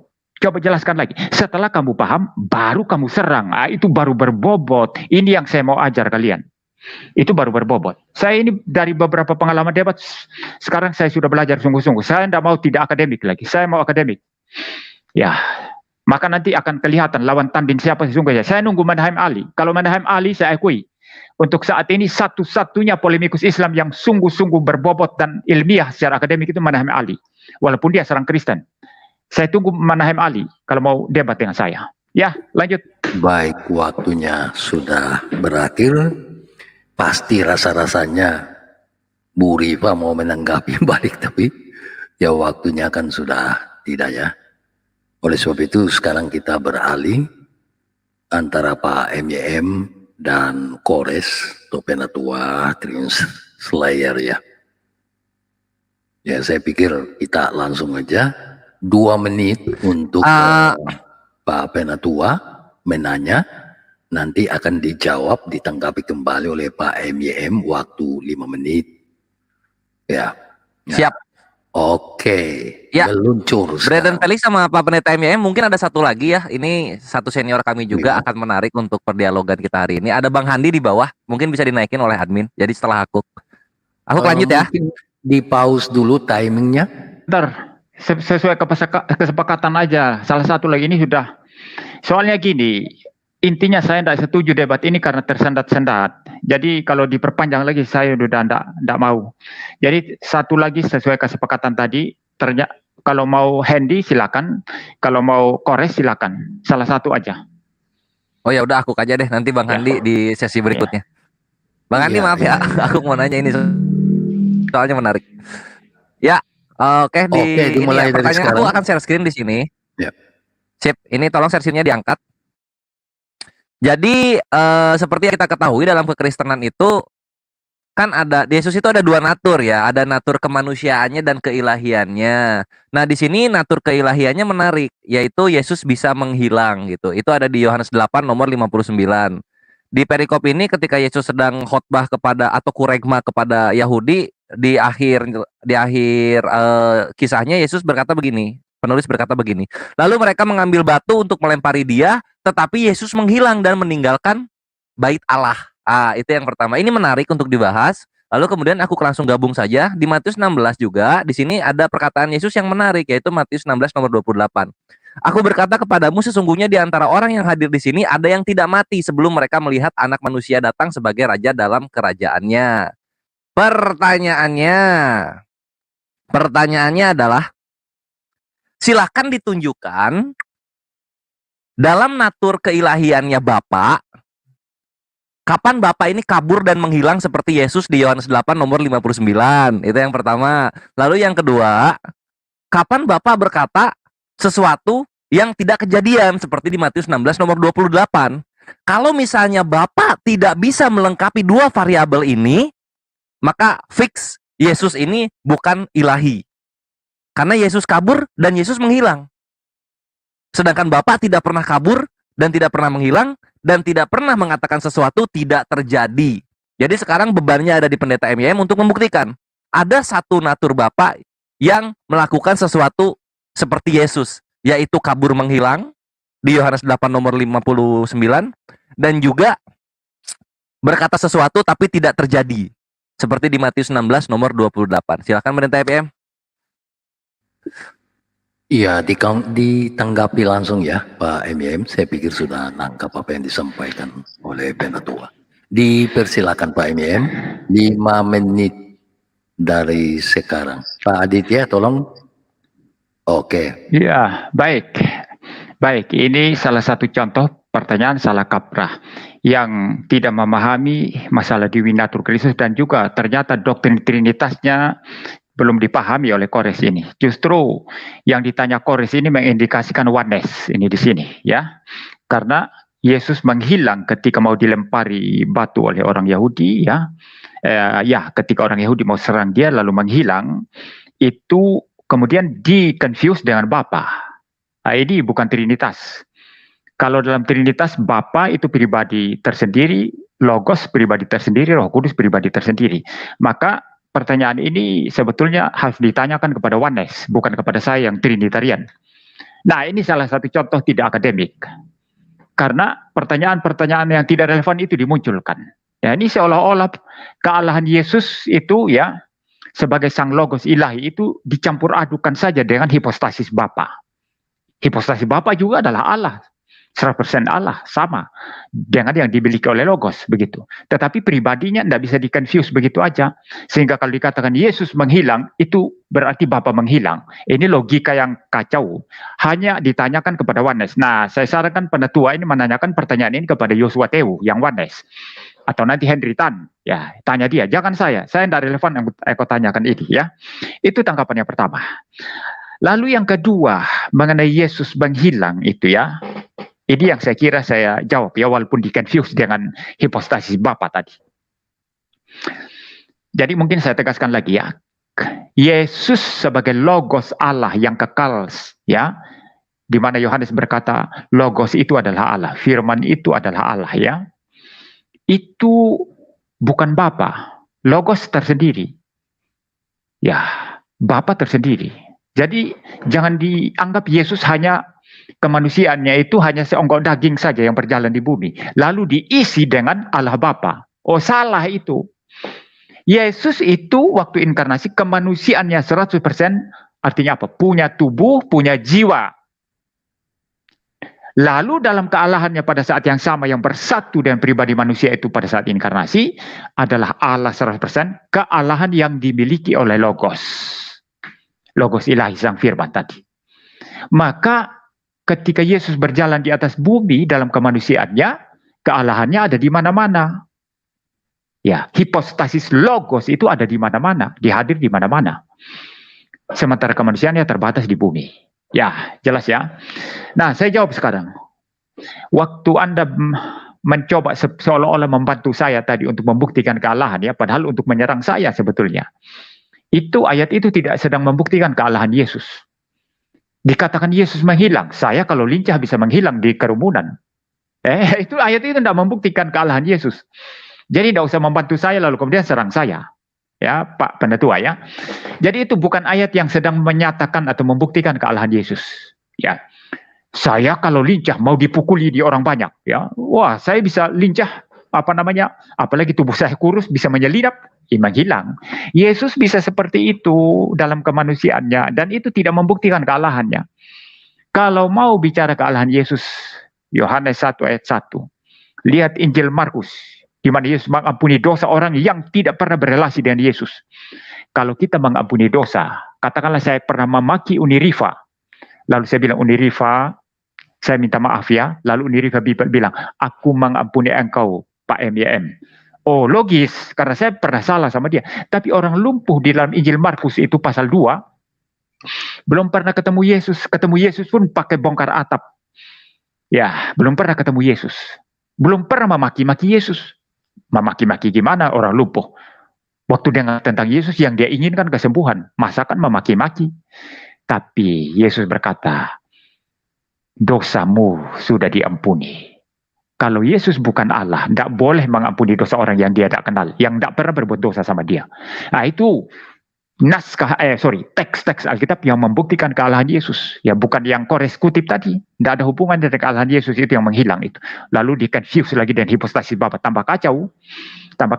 Maka saran saya begini, untuk polemikus Islam, alangkah indahnya kalau sungguh-sungguh memahami doktrin Kristen, setelah paham, baru diserang. Nah itu yang saya bilang ilmiah, akademik. Ya, yang Uniriva tadi tidak ngerti-ngerti juga maksud saya. Saya tidak minta Anda percaya, nggak usah percaya, ngapain percaya? Anda bukan Kristen kan? Tapi belajar saja seperti saya. Saya bukan orang Hindu, saya tidak percaya Hinduism, tapi saya belajar tentang filsafat Sankara, itu seorang filsuf Hinduism yang paling terkemuka, dan saya bikin tesis. Baik, saya waktunya. Belajar memahami, ya seperti itu. Ya. Baik, waktunya sudah habis. Dipersilakan kepada Penatua untuk menanggapi balik 5 menit ya. Waktunya 5 menit. Saya pikir sudah nangkap ya apa yang disampaikan oleh Pak Emil. Aman. Dipersilakan kepada Penatua, langsung saja. Silakan. Siap, thank you untuk moderator. Nah, terima kasih juga untuk Pendeta MYM telah membantu gua membuktikan bahwa memang Yesus tidak mempunyai natur theos. Seperti Bapa yang mempunyai natur theos. Begitu ya. Itu dipahami. Kenapa? Karena seperti yang diakui oleh Pendeta MYM bahwasanya ketika Yesus kabur, maka Yesus tidak mempunyai natur theos. Karena Bapa tidak pernah kabur.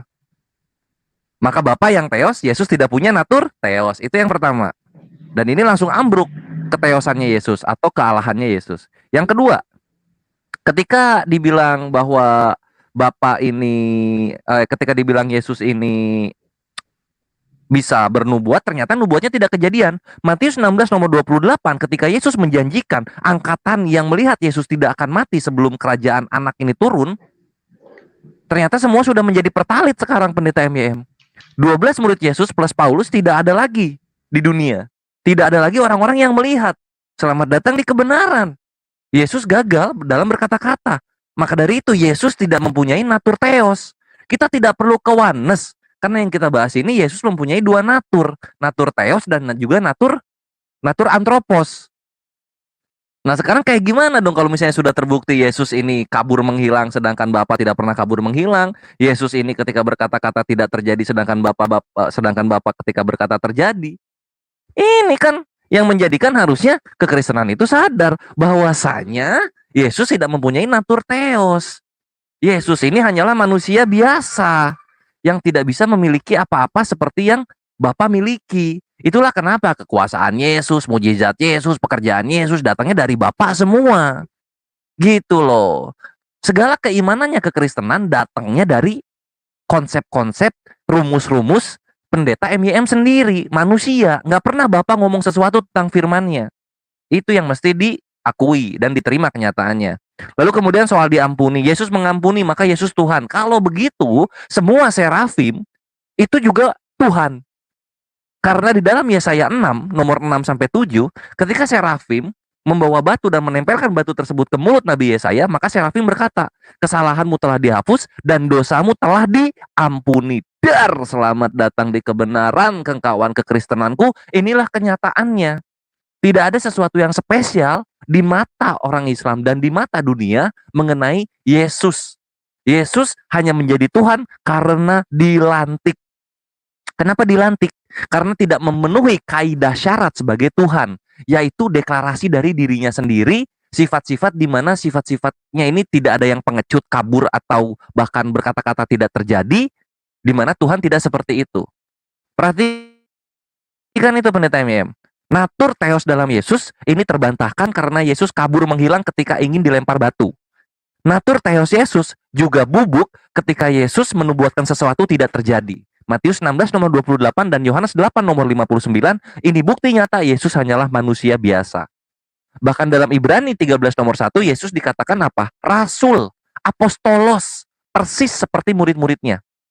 Kalau sama-sama apostolos, antara semuanya jadi Tuhan atau semuanya tidak jadi Tuhan. Nggak boleh salah satu jadi Tuhan padahal semuanya sama rata statusnya apostolos. Ini kebenaran yang ada, mesti diterima kenyataannya, my brethren. Lanjut sekarang mengenai ini yang menarik. Setelah natur ini bubuk, yang sekarang kita akan bahas adalah mengenai di mana dan kapan Bapak bilang bahwa Yesus itu logosnya yang menjadi manusia. Kalau nggak ada berarti Yesus omong doang. Lalu yang kedua, kapan Bapak bilang logosnya ini punya dua natur? Kalau misalnya Bapak tidak pernah bilang begitu, maka sesuatu yang diimani oleh kekristenan itu omong doang atau omdo. Ini mesti diterima kenyataannya. Segala sesuatu harus datang dari otoritas yang dituliskan, dicatat dalam kitab suci. Kalau nggak datang dari murid-muridnya, seenggaknya Yesus. Kalau nggak dari Yesus, seenggaknya Bapak. Kalau nggak Bapak, seenggaknya Roh Kudus. Tanpa ada orang-orang atau tokoh-tokoh atau otoritas yang mengatakan seperti itu, maka keimanan kalian datangnya dari asumsi belaka. Ini yang mencoba untuk kami luruskan bahwa kita kalau beriman harus dari apa yang tertulis. Sola Scriptura itu baik untuk kesehatan dan juga untuk keimanan. Tanpa sola Scriptura, maka semuanya adalah bidat atau bid'ah atau sesuatu yang baru atau sesat. Jadi silahkan dibuktikan pendeta MYM, ini pertanyaan terakhir. Kapan Bapak bilang Yesus itu logosnya yang menjadi manusia? Lalu yang kedua, kapan Bapak bilang logosnya punya dua natur? Silahkan pendetaku. Iya, terima kasih Pak Penatua. Saya pikir langsung aja ya Pak Pendeta MM. Silakan ditanggapi 5 menit dari sekarang. Ya, baik, saya tanggapi. Saya harus akui bahwa argumentasi Rifa tadi sedikit lebih berbobot dari Kores ini.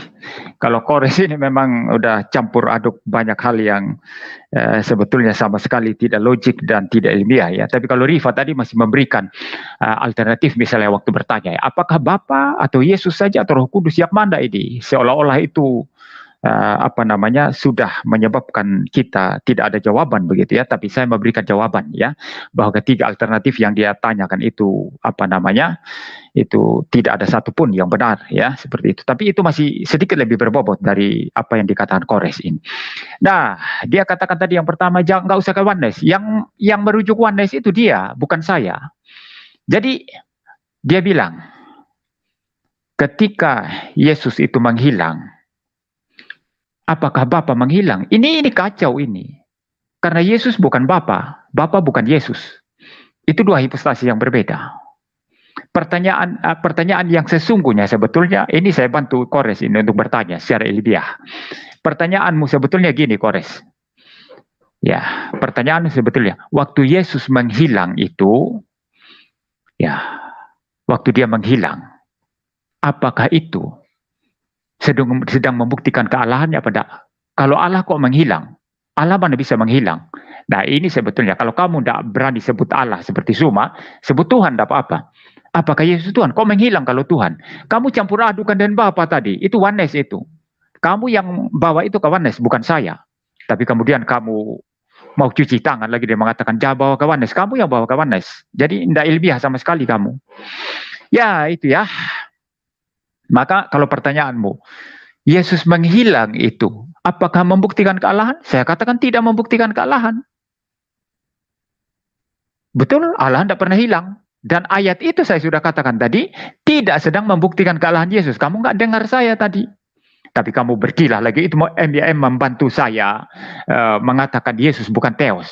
Ini kacau, tidak nyambung sama sekali, Kores. Tidak nyambung sama sekali kamu. Ya, saya katakan ayat yang kamu kutip itu bukan pembuktian tentang kealahan Yesus. Bukan. Saya setuju itu. Kalau Yesus menghilang, bagaimana bisa Allah menghilang? Tetapi kalau kamu mau lihat yang membuktikan kealahan Yesus, itu baca Yohanes 1 ayat 1. Yesus mengampuni dosa, saya katakan tadi. Ya, lalu kamu singgung serafim. Serafim itu ciptaan.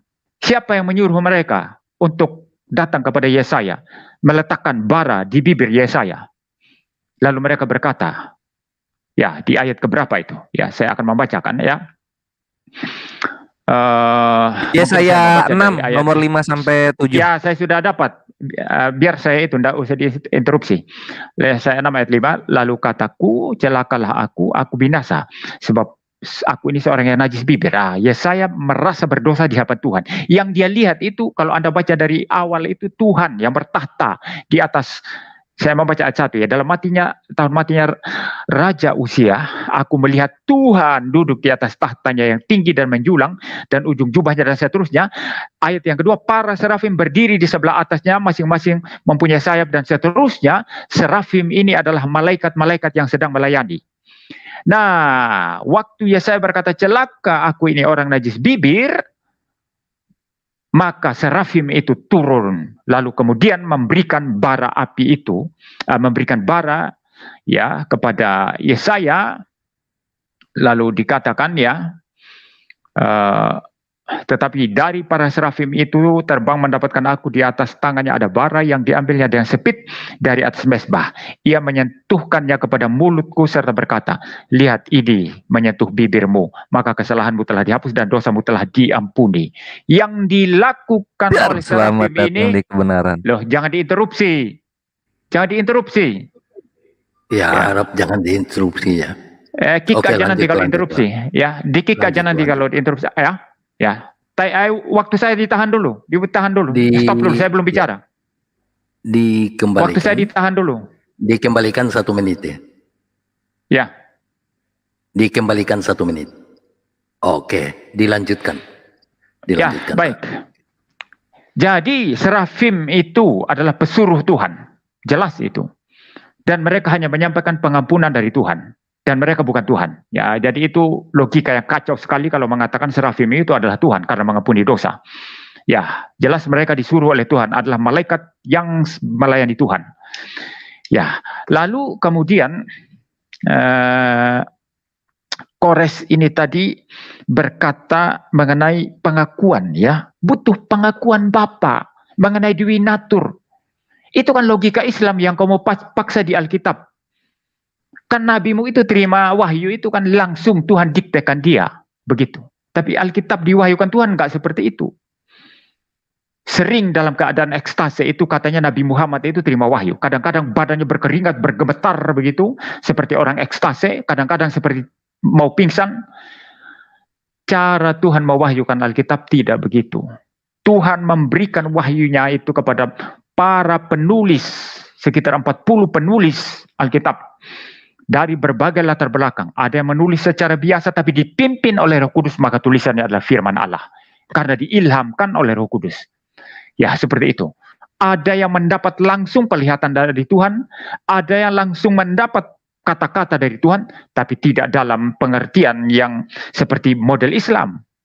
Maka kalian Islam itu ambil satu teks, itu jadi dalil. Kristen tidak bisa begitu. Kita lihat seluruh Alkitab ajarkan apa. Waktunya sudah habis. Waktunya sudah habis. Dengan demikian, babak tanya jawab antara partisipan dan Pak MYM sudah berakhir. Ya, berhubung Bro Suma sudah kembali sehingga kita berikan kesempatan kepada masing-masing Bro Suma dan Pak MYM untuk menarik kesimpulan atau memberikan kesimpulan. Waktu yang pertama 3 menit kepada Bro Suma memberikan kesimpulan. Dipersilakan 3 menit ya. Sebentar Brother Felix, mungkin dibatalkan dulu aja 20 menit. Ini waktunya ini- sudah terlalu malam ini. Saya sudah bilang, Oh. ini maunya saya utuh, saya ulang semua ini. Diulang semua ini. Ini saya tidak puas ini putus-putus kayak gini. Tidak usah dilanjut yang ini. Nanti hari Kamis nanti kita ulang semua. Sesuai kesepakatan tadi, nggak usah diubah-ubah lagi. Oke, kalau begitu tiba pada kesimpulan masing-masing ya, Pak MYM. Gurunda, assalamualaikum. Speak up aja Gurunda. Langsung pada kesimpulan ya. Warahmatullahi wabarakatuh. Ya. Ya udah nggak apa-apa, Dinda Kores saja yang kesimpulan. Nanti kami hari Kamis berarti. Oke, kalau begitu, Iya, oke, iya. diwakilkan ya kepada Baik. Kores ya. Biar Kamis kami ketemu lagi dengan Pak MYM.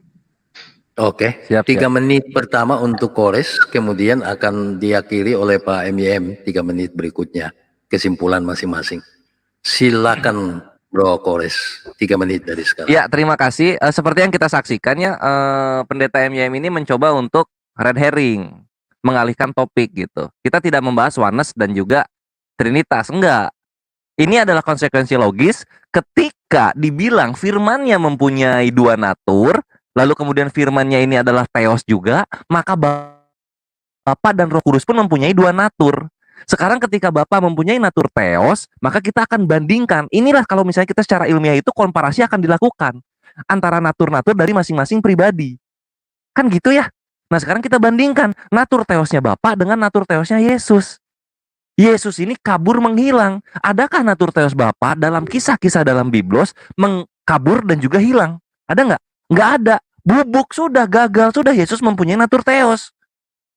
Ini kalau mau ilmiah tuh begitu, kaidah-kaidah, syarat-syarat pembandingannya disamaratakan, apakah equal atau tidak. Kenapa pendeta tidak mau menerima kenyataan? Bahkan yang aku fokuskan, stressing pointnya itu bukan di menghilangnya, tapi kenapa ketika dilempar batu, Yesus ini kabur menghilang. Adakah Bapa dalam natur theosnya kabur menghilang ketika ada mendapat ancaman dari makhluk-makhluknya? Kalau tidak ada, diterima kenyataannya bahwa Bapa ini adalah natur theos yang sesungguhnya, sedangkan Yesus tidak mempunyai natur theos. Lalu kemudian mengenai perkataan Yesus, perhatikan Matius 16 nomor 28, janji Yesus tidak tergenapi. Karena sampai akhir hayat murid-muridnya menjadi martir, Yesus tidak pernah turun kembali. 2000 tahun janji ini tidak tergenapi. Apakah pernah Bapa begitu? Tidak pernah juga. Maka 2 poin ini membuktikan Yesus bukan theos, my brethren. Kenapa susah sekali diterima kenyataannya? Kenapa menghindar dari inti yang aku tanyakan?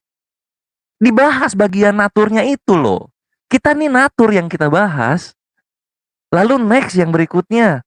Inilah pamungkas vital vonis terakhir untuk kekristenan. Adakah otoritas-otoritas yang menjadi patokan dalam keimanan kekristenan berbicara bahwasanya firman ini mempunyai 2 natur? Kita ambil yang tertinggi. Pertama Bapa, Roh Kudus, dan Yesus. Apakah ada? Bapaknya pernah nggak ngomong begitu bapaknya? Nggak pernah ngomong. Ya sudah, berarti keimanan 2 natur ini hanyalah omong doang. Masa susah diterima kenyataannya yang seperti ini? Perhatikan. Kalau mempunyai kitab suci, deklarasi dari orang-orang, dari otoritas, dari subjek, dari entitas yang ada dalam kitab suci, itu yang diambil pertama. Tanpa deklarasi dari otoritas-otoritas dalam kitab suci, maka semuanya adalah bidat dan sesat. Terima kasih. Baik, waktunya sudah habis, penggunaan waktunya efisien. Dipersilakan kepada Pak MYM untuk membuat satu kesimpulan. Silakan Pak MYM. Ya, saya tanggapi aja Kores ini karena tadi belum selesai ya, yang mengenai itu ya. Nah, dia bilang butuh satu otoritas yang menyatakan itu saya katakan tadi perspektif Islam. Kalau mau baca Alkitab tidak begitu. Alkitab adalah firman Allah, maka seluruh yang diajarkan bagian Alkitab itulah yang kita pegang, bukan ambil satu teks, satu ayat, satu tok saja lalu jadi dalil seperti Islam. Kita tidak pakai prinsip seperti itu, ya. Lalu kemudian harus ada otoritas yang mengatakan kalau Alkitab ini adalah firman Allah, otoritasnya Alkitab. Tapi kalau dikatakan masih perlu pengakuan Bapa langsung, ya sama seperti kami di Quran, problemnya bukan di sana. Saya bisa mempertanyakan asumsi itu juga. Sekarang ketika Nabi Anda mengatakan ini firman dari Allah begitu ya. Saksi siapa? Apa itu betul Allah apa enggak? Jangan-jangan bukan Allah. Jangan lari ke sana pendeta, jangan lari ke Islam. Topiknya nggak ke Islam. Keluarkan dulu dia. Ini waktu saya. Jangan lari ke Islam. Karena nabi-nabi nggak ada saksinya pendeta. Tolong Kalau Pak nabi-nabi ketika Penatua, mendapatkan firman nggak ada saksinya. Jangan lari ke dulu Islam. dia. Pak, Kick Pak dia. Penatua, tolong jangan lari ke Islam. ditanggapi ya. Silakan dilanjut. Ya, tolong jangan ditanggapi ya. Nah, Tolong. ini Koris Kita ini tetap kurang ada ajar. rule-nya ya. Dia ini kurang ajar. Pak Bukan kurang MIM, ajar, saya pendeta. minta Pendeta. cukup. Nah, kamu itu Saya kurang minta ajar. cukup. Saya tidak interupsi Di- kamu. Ya. Saya minta Karena saya cukup karena keduanya. aku nggak bahas keluar dari tema. Kita kan bahas Saya Tuhan Anggur. minta Kenapa lari ke cukup Islam? keduanya, Pak Penatua, Pak MIM. Saya minta cukup. Saya minta cukup. Lalu silakan dilanjutkan oleh Pak MIM. Tolong dilanjutkan, waktunya masih 1 menit 53 detik. Dipersilakan. Tolong jangan ditanggapi. Silakan Pak MIM.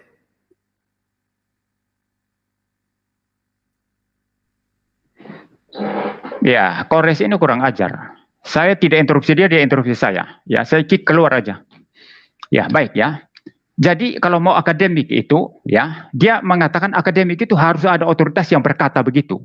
Itu bukan akademik, itu tetap bisa dipertanyakan. Maka saya bilang dalam pewahyuan versi mereka, misalnya ketika Nabi mereka menerima wahyu dari Allah begitu ya, itu kalau mau akademik, saksi siapa?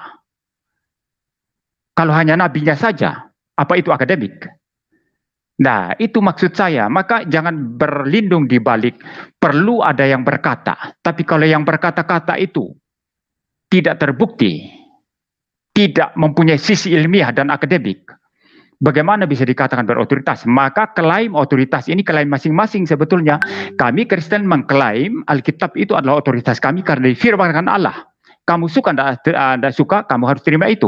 Sama seperti kamu Islam mengklaim klaim yang sebetulnya perlu diuji, tapi karena itu klaim kamu, yaitu kamu terima, ya, bahwa Nabi kamu yang satu-satu itu menerima wahyu dari Allah. Tetap ada ruang untuk bertanya, dari Allah itu siapa? Saksinya siapa? Kan begitu. Ya, ya seperti itu ya. Jadi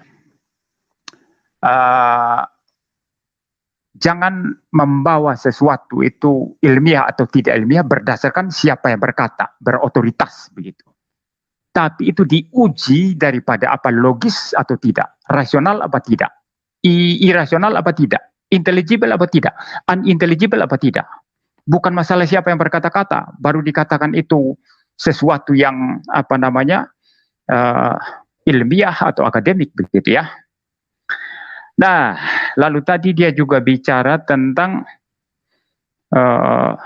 Waktunya jangan dibawa habis. kepada sudah selesai ya. Ya, Ya. waktunya selesai. Ya, saya pikir dengan berakhirnya kesimpulan daripada Pak MYM, maka berakhir pula seluruh rangkaiannya acara debat di malam hari ini. Saya ingatkan kepada saudara-saudara semua, para netizen atau pemirsa dimanapun Anda berada, untuk nanti yang belum mensubscribe channelnya Pak MYM, tetapi juga Pak Zuma, kemudian channel Amanah Sang Hamba, Handi Celebes Channel, lalu Respon to Misionaris, silakan di subscribe. Notifikasinya akan masuk ke Anda. Ya, sekalipun kita berbeda secara iman, tetapi tetap kita bersaudara sebagai sesama manusia dan sebagai saudara sebangsa setanah air. Saya berpikir bahwa soal dinamika dalam diskusi merupakan hal biasa Persoalan tentang Yesus Kristus memang sudah berusia 2000-an tahun lebih dan sampai saat ini masih up to date dan selalu menarik untuk dibahas. Izinkan saya untuk membacakan beberapa ayat dari Matius 16 ya, ayatnya ayat 13 sampai 17. Setelah Yesus tiba di daerah Kaisarea Filipi, ia bertanya kepada murid-muridnya, kata orang, siapakah anak manusia itu?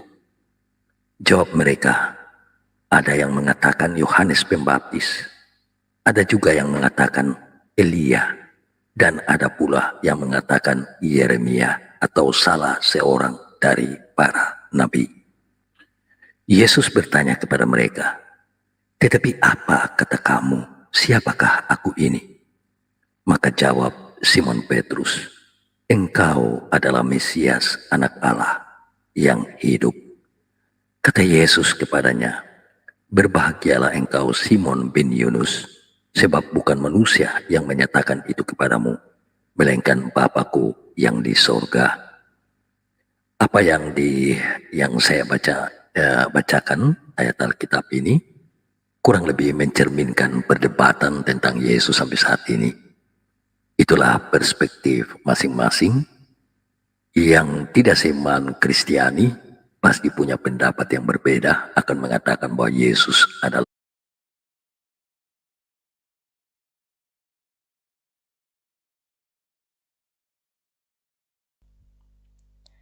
Baik, demikian live Bang Zuma yang bertandang ke rumah pendeta MYM. Tapi sayang sekali sinyal Bang Zuma lagi tidak bagus.